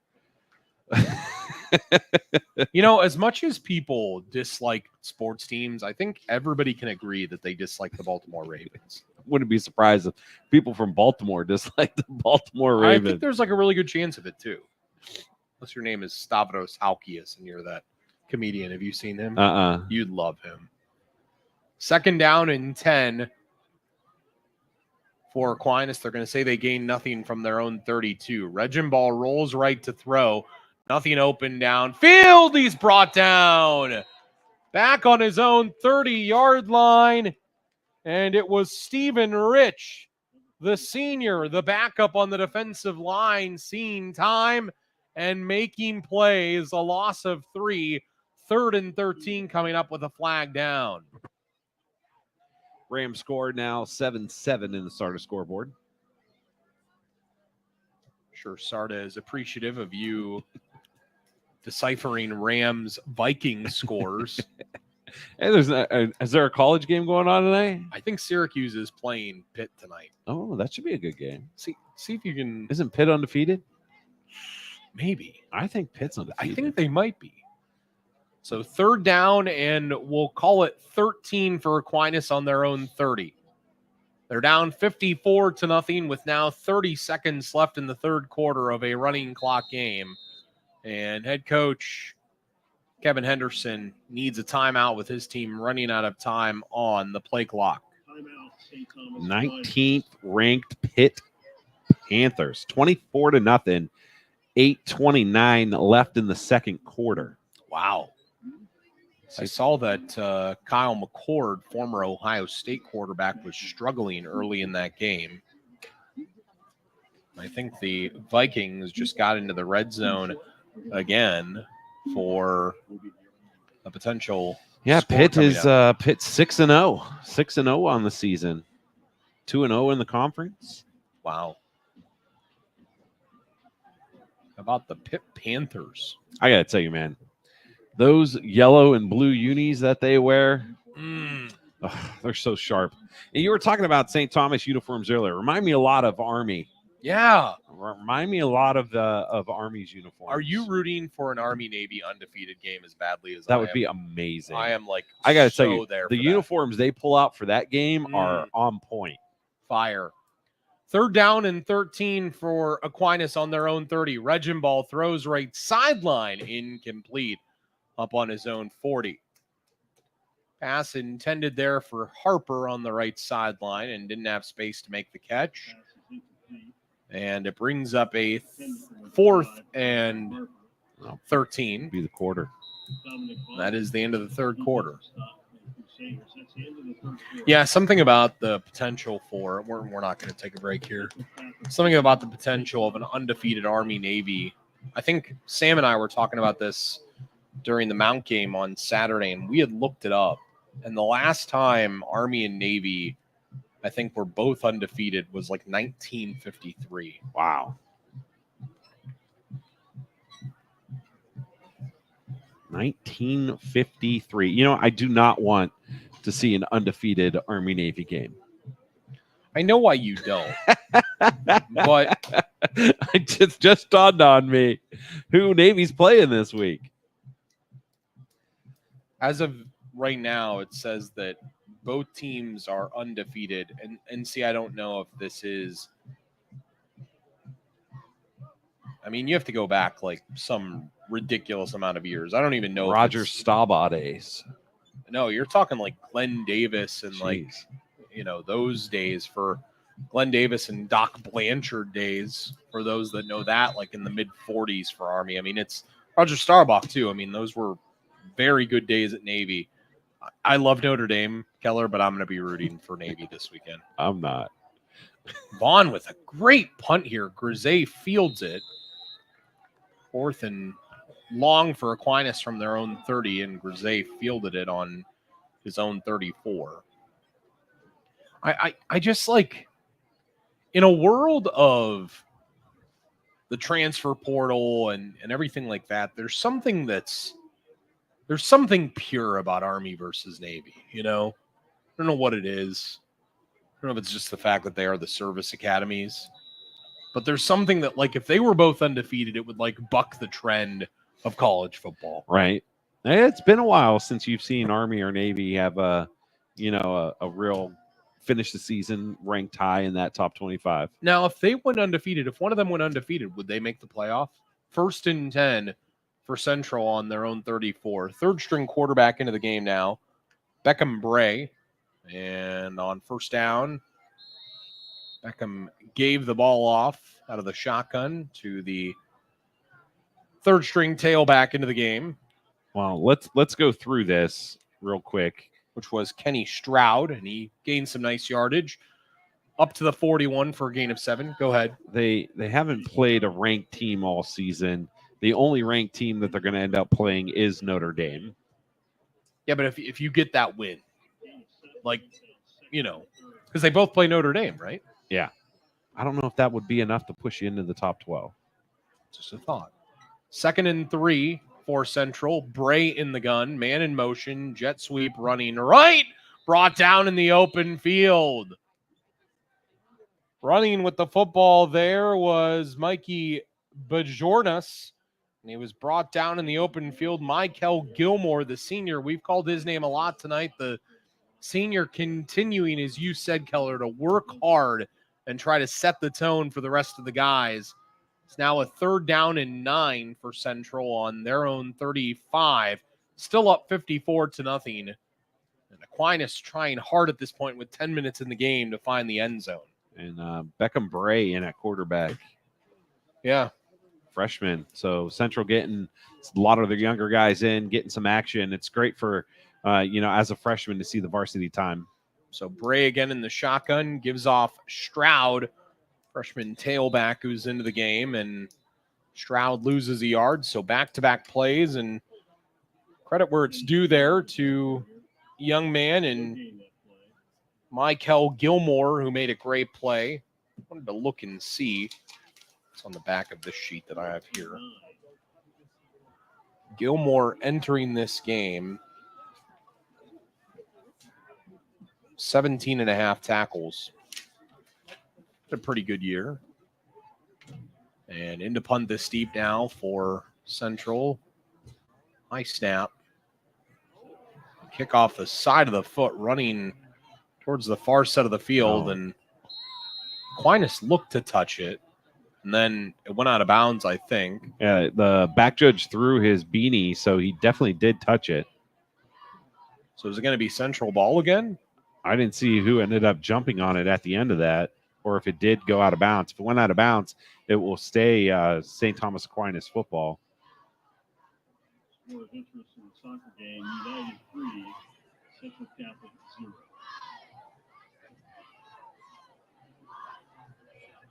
It looks like Central's defense is coming out onto the field. Yeah, so it's going to be Aquinas ball. Aquinas trying real hard here to find the end zone if they can off that punt there. It was Paul Manson who came on to punt the football, by the way, the freshman at 5'7". And he normally you take 13 yards behind the center. He was probably only about 7. So it's hard to take a couple steps forward and get a good punt off. No, he was supposed to do a drop kick there. Classic Jim Thorpe All-American. I remember Doug Flutie pulled off the drop kick. He did. Great reference. Look at you. It's a great pull. 8:13 remains in the game. Clock running. 1st and 10 for Aquinas, the Central 40. Regenball rolls right. Fires deep right side of the field for Harper. He made the catch and then lost it down on the 10-yard line on the right numbers. And it was Tommy Grise down there who made the play to jar the ball loose. Had a little help from his friends. I thought he caught it and should have been down. He was laying on his back, had possession of the football, and then Grise ripped it out of his hand. So I thought that should have counted as a catch. Yeah, I think it really comes down to what you constitute as a catch and not, because I think in the NFL that's not a catch. I think high school football week 10 between these two, I think that's a catch. 2nd and 10 now from the Aquinas, the Central 42 for Aquinas. Down 54-0. They are trying to find the end zone here for the first time tonight. 1-8 Aquinas, 5-5 to be Central, 4-5 entering tonight. And a 2nd and 10 for Aquinas at the Central 42. Regenball in the gun. Gonna roll right. Gonna throw deep right sideline. Harper over his head down on the 5 on the right sideline. Well, they found a little mismatch. And it starts with Devontae Harper trying to beat his guy off the line. And twice he's done it. I'll tell you what, Keller, with an accurate pass both of those times, there's probably 6 points on the board for Aquinas. Yeah, he's rolling out to his right, not really setting his feet, just kind of letting that fly on the run and overthrowing it a little bit and out of bounds. John, we got a whole bunch of games going on our Score 7 we haven't even touched on. Yeah. Coming up tomorrow night on Q92, got Hoover Jackson, big Federal League matchup on our sister station AM 1310 WDPN, Marlington and Alliance. It's rivalry week. We got Perry at Glen Oak, Green at Lake, the Battle of Uniontown, Northwest and Canton South, East Canton and Malvern, and then Fairless and Tuslaw. And a lot of these games have big playoff implications. I know you'll be at Perry and Glen Oak, and I will. We'll be at Fairless and Tuslaw. 3rd and 10 here from the Central 42. Handoff DJ Cross. And Cross runs hard out of the shotgun, and he's going to be close to a first down. Needs the Central 32. I think he might have gotten there. He might be just 1 yard short as Central is bringing in Ray Sanchez, the sophomore, at 5'11" and 320 pounds. That is a big boy. And it's a 4th and 1. Man, I'm excited to see Ray play here. Ray Sanchez, the sophomore, he's going to be the nose guard on this coming play. Sophomore, this young man could have a future because he's going to grow a couple more inches too. Hopefully he fills out and becomes like a more bulked up, like 6'1" and 310. There he is, middle of the line. 4th and 1 for Aquinas. The Central 33, they're in the shotgun. There was motion before. Toss right, option. This goes cross right sideline, 25-20, down to the 15-yard line. DJ Cross runs the option and signals first down as he gets down near the 10-yard line. 1st and 10 at the Central 13. Yeah, great play call there, too. Everyone's stacking the inside, A gaps, B gaps all filled. They decide to run the little option, give you a couple different options with running that football, either keep it or pitch it out. Did a good job pitching it, picking up the first down. 4:07 remains, 54-0 Central, but Aquinas on the doorstep of finding the end zone for the first time tonight. They've only been shut out twice this year. They don't want to add this to their column of that. And they have a 1st and 10 on the Central 13 in the shotgun. Regenball gives Cross. Cross running left. 5 towards the corner. Touchdown. Aquinas is in the end zone. DJ Cross from 13 yards out. Hits Pater with 3:30 in the game. Central 54, Aquinas 6. And what a job by the Knights to keep fighting. Yeah, that's what you wanted to do. I'm sure that was a talking point in at halftime, to go out and just keep fighting, trying to get that goose egg off the scoreboard. A nice drive by St. Tom's. Tried, some of the deep passes and decided to go back to the running game, and were able to find gaps and holes, and a great job from Cross getting into the end zone. And Bridget Robertson to attempt the extra point here out of the hold of Regenball, the junior quarterback, holding here for the sophomore kicker, who kicks it through the uprights. And Robertson celebrates with her teammates, and Aquinas celebrates as they find the scoreboard.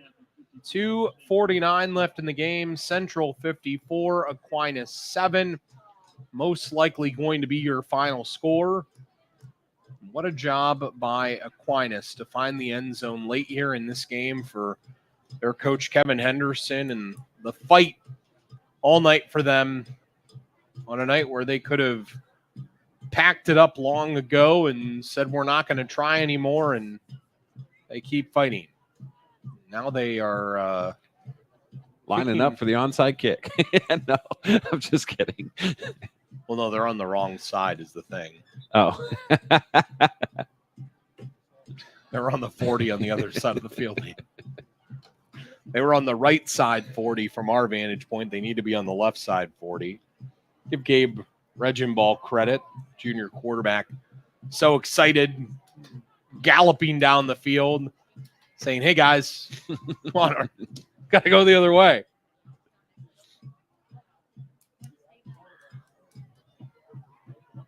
And Bridget Robertson will kick this deep here from the 40.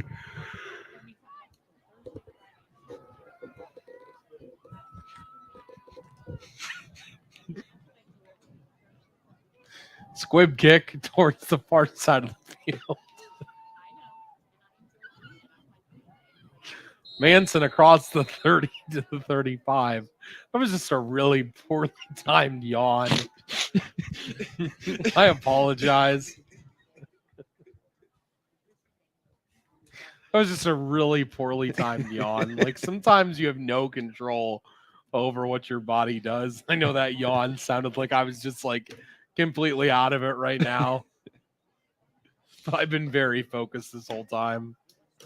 And I can't help but laugh because it was just like my body just being like, hey, you're going to do the worst thing possible right now. Hey, it happens. Long days. These are long days. They are. And tomorrow, again, as Keller said, 7 games on a Friday. Yeah. And then back at 11:30, pregame Saturday, show for that's Massillon right. McKinley Saturday. I got to go to the Browns game on Sunday, too. 1st and 10 for Central with 1:40 left on their own 37. And Manson now in a quarterback, another freshman. He's going to keep running right. And Paul to the 40 and stop there. So Paul with a gain of 3. And I'm sure a goal tonight for Central was probably try to play as many guys on the sideline at a certain point as you can. Yeah. And Paul Manson carries it there for 4 as they wheel in a couple of new bodies, including Gunnar Osborne and Terrence Little Jackson. Man, what a great name that is. Osborne to the left here of the quarterback, and Manson on a 2nd and 6 from his own 41. And here is Terrence Little Jackson. Oh, he fumbled the football. And picking it up was Central. Same spot there, Gunnar Osborne. Loss of 3. Riley Lehman from St. Tom came in, number 32. Is that who that was? Yeah, it Come was. through and just punched that football right out of there. St. Tom's had a chance to jump on it. It kind of took a weird bounce when it landed. And great heads up from Central. And I think that's going to be it. Final 18 seconds will run off. Central started the night knowing that they did not control their own destiny in the playoff standings. Aquinas could have won, found their way in, but Central takes care of business tonight in Week 10, and they win. They take the Holy War this year, winning by a final of 54-7 to improve to 5-5. Aquinas will end their season at 1-9, and Central will now play a very long waiting game for the next 24 hours. Nice yawn there to see what happens for them moving forward. They can go as high as the 12 seed in Region 17. They could also be out of the playoffs if enough breaks against them. And obviously we hope that that does not happen. All right, stay tuned for the Paramount Elite Player of the Game following the broadcast. That'll be coming up here in a bit. Paramount Elite for all of your general contracting and home restoration needs. Going to take one final timeout. When we return, we'll, of course, give you the final stats that we have, the final drive summaries, and we will also run through a look at our player of the game that we will decide on tonight following this game. Final score, Central 54, Aquinas 7. You've been listening to High School Football presented by the Sarshone Auto Group. We'll be back. Finding the right space to open or relocate your business can mean the difference between success and failure. The real estate professionals at Putman Properties will help find the perfect commercial property to suit your needs. Putman Properties specializes in office, retail, warehouse, manufacturing, investment, and multifamily residential real estate. Looking to sell your commercial real estate? Putman Properties marketing professionals will utilize local, regional, and national networks developed over 30 years to command the highest yield available. Contact Putman Properties at 330-498-4400 or visit them online at putmanproperties.com. RG Drag, Stark County's premier career center, offers programs that prepares its students at the high school level for careers and continued education beyond high school. Upon completion, RG Drag students have an immediate opportunity to obtain a well-paying job in many exciting career fields. We offer everything from culinary, dental assisting, engineering, sports turf and landscape, welding, and so much more. Contact RG Drag to find a program and career that's the perfect fit for you. RG Drag, where careers begin. Get into SARTA and get SARTA smart. Not sorta smart, SARTA smart. Did you know we have 32 fixed routes? Just think of all the places that'll take you. So many of your SARTA destinations to shop, eat, entertain, have fun, learn, and earn. Catch any of them at our 4 transit centers. You'll find them in Alliance, Belden Village, Canton, and Massillon. That's how you get into SARTA and get SARTA smart. Visit sartaonline.com/smart. Sarshone Auto Group is Ohio's fastest growing automotive group with 6 locations in Northeast Ohio, featuring top brands like Chevy, Ford, Ram, Jeep, Dodge, and more. Experience the fast, friendly, no-pressure approach to car buying that makes Sarshone truly different. Visit Sarshone today or see the selection of thousands of new and used vehicles at sarshone.com. Sarshone Auto Group, an official partner of the Cleveland Browns. All right, we return back in here. 54-7, the final score. Central over Aquinas. A victory tonight. John Bozica, Ryan Keller along with you. First order of business, our Paramount Elite Player of the Game. Paramount Elite for all of your general contracting and home restoration needs. And Keller, I think we were both in pretty firm agreement on this that Connor Thomas tonight did a lot for Central and had one huge game, and he is the reason, one of the many reasons, they walk away a 47-point winner tonight. Yeah, he started off the scoring for Central with a big old touchdown run right off the bat. Yeah, so we're going to run through all those highlights now. Keller, whenever you are ready, we can go through them, or at least some of them. Just pick them and tell me which number touchdown it was or which play it is, and I'll try to remember to the best of my ability. We'll start with number 1 with Thomas starting off the scoring for Central Catholic. 1st and 10 for Central on the left hash. On the Aquinas 20, handoff, jet sweep. Thomas, left numbers 10, 5, touchdown. 20 yards on his way to pay dirt. And Connor Thomas finds the end zone for the 14th time this season. And then a couple interceptions from St. Thomas Aquinas, and then the defense stayed on it, and their 3rd score of the game, a fumble return by Hoffaker.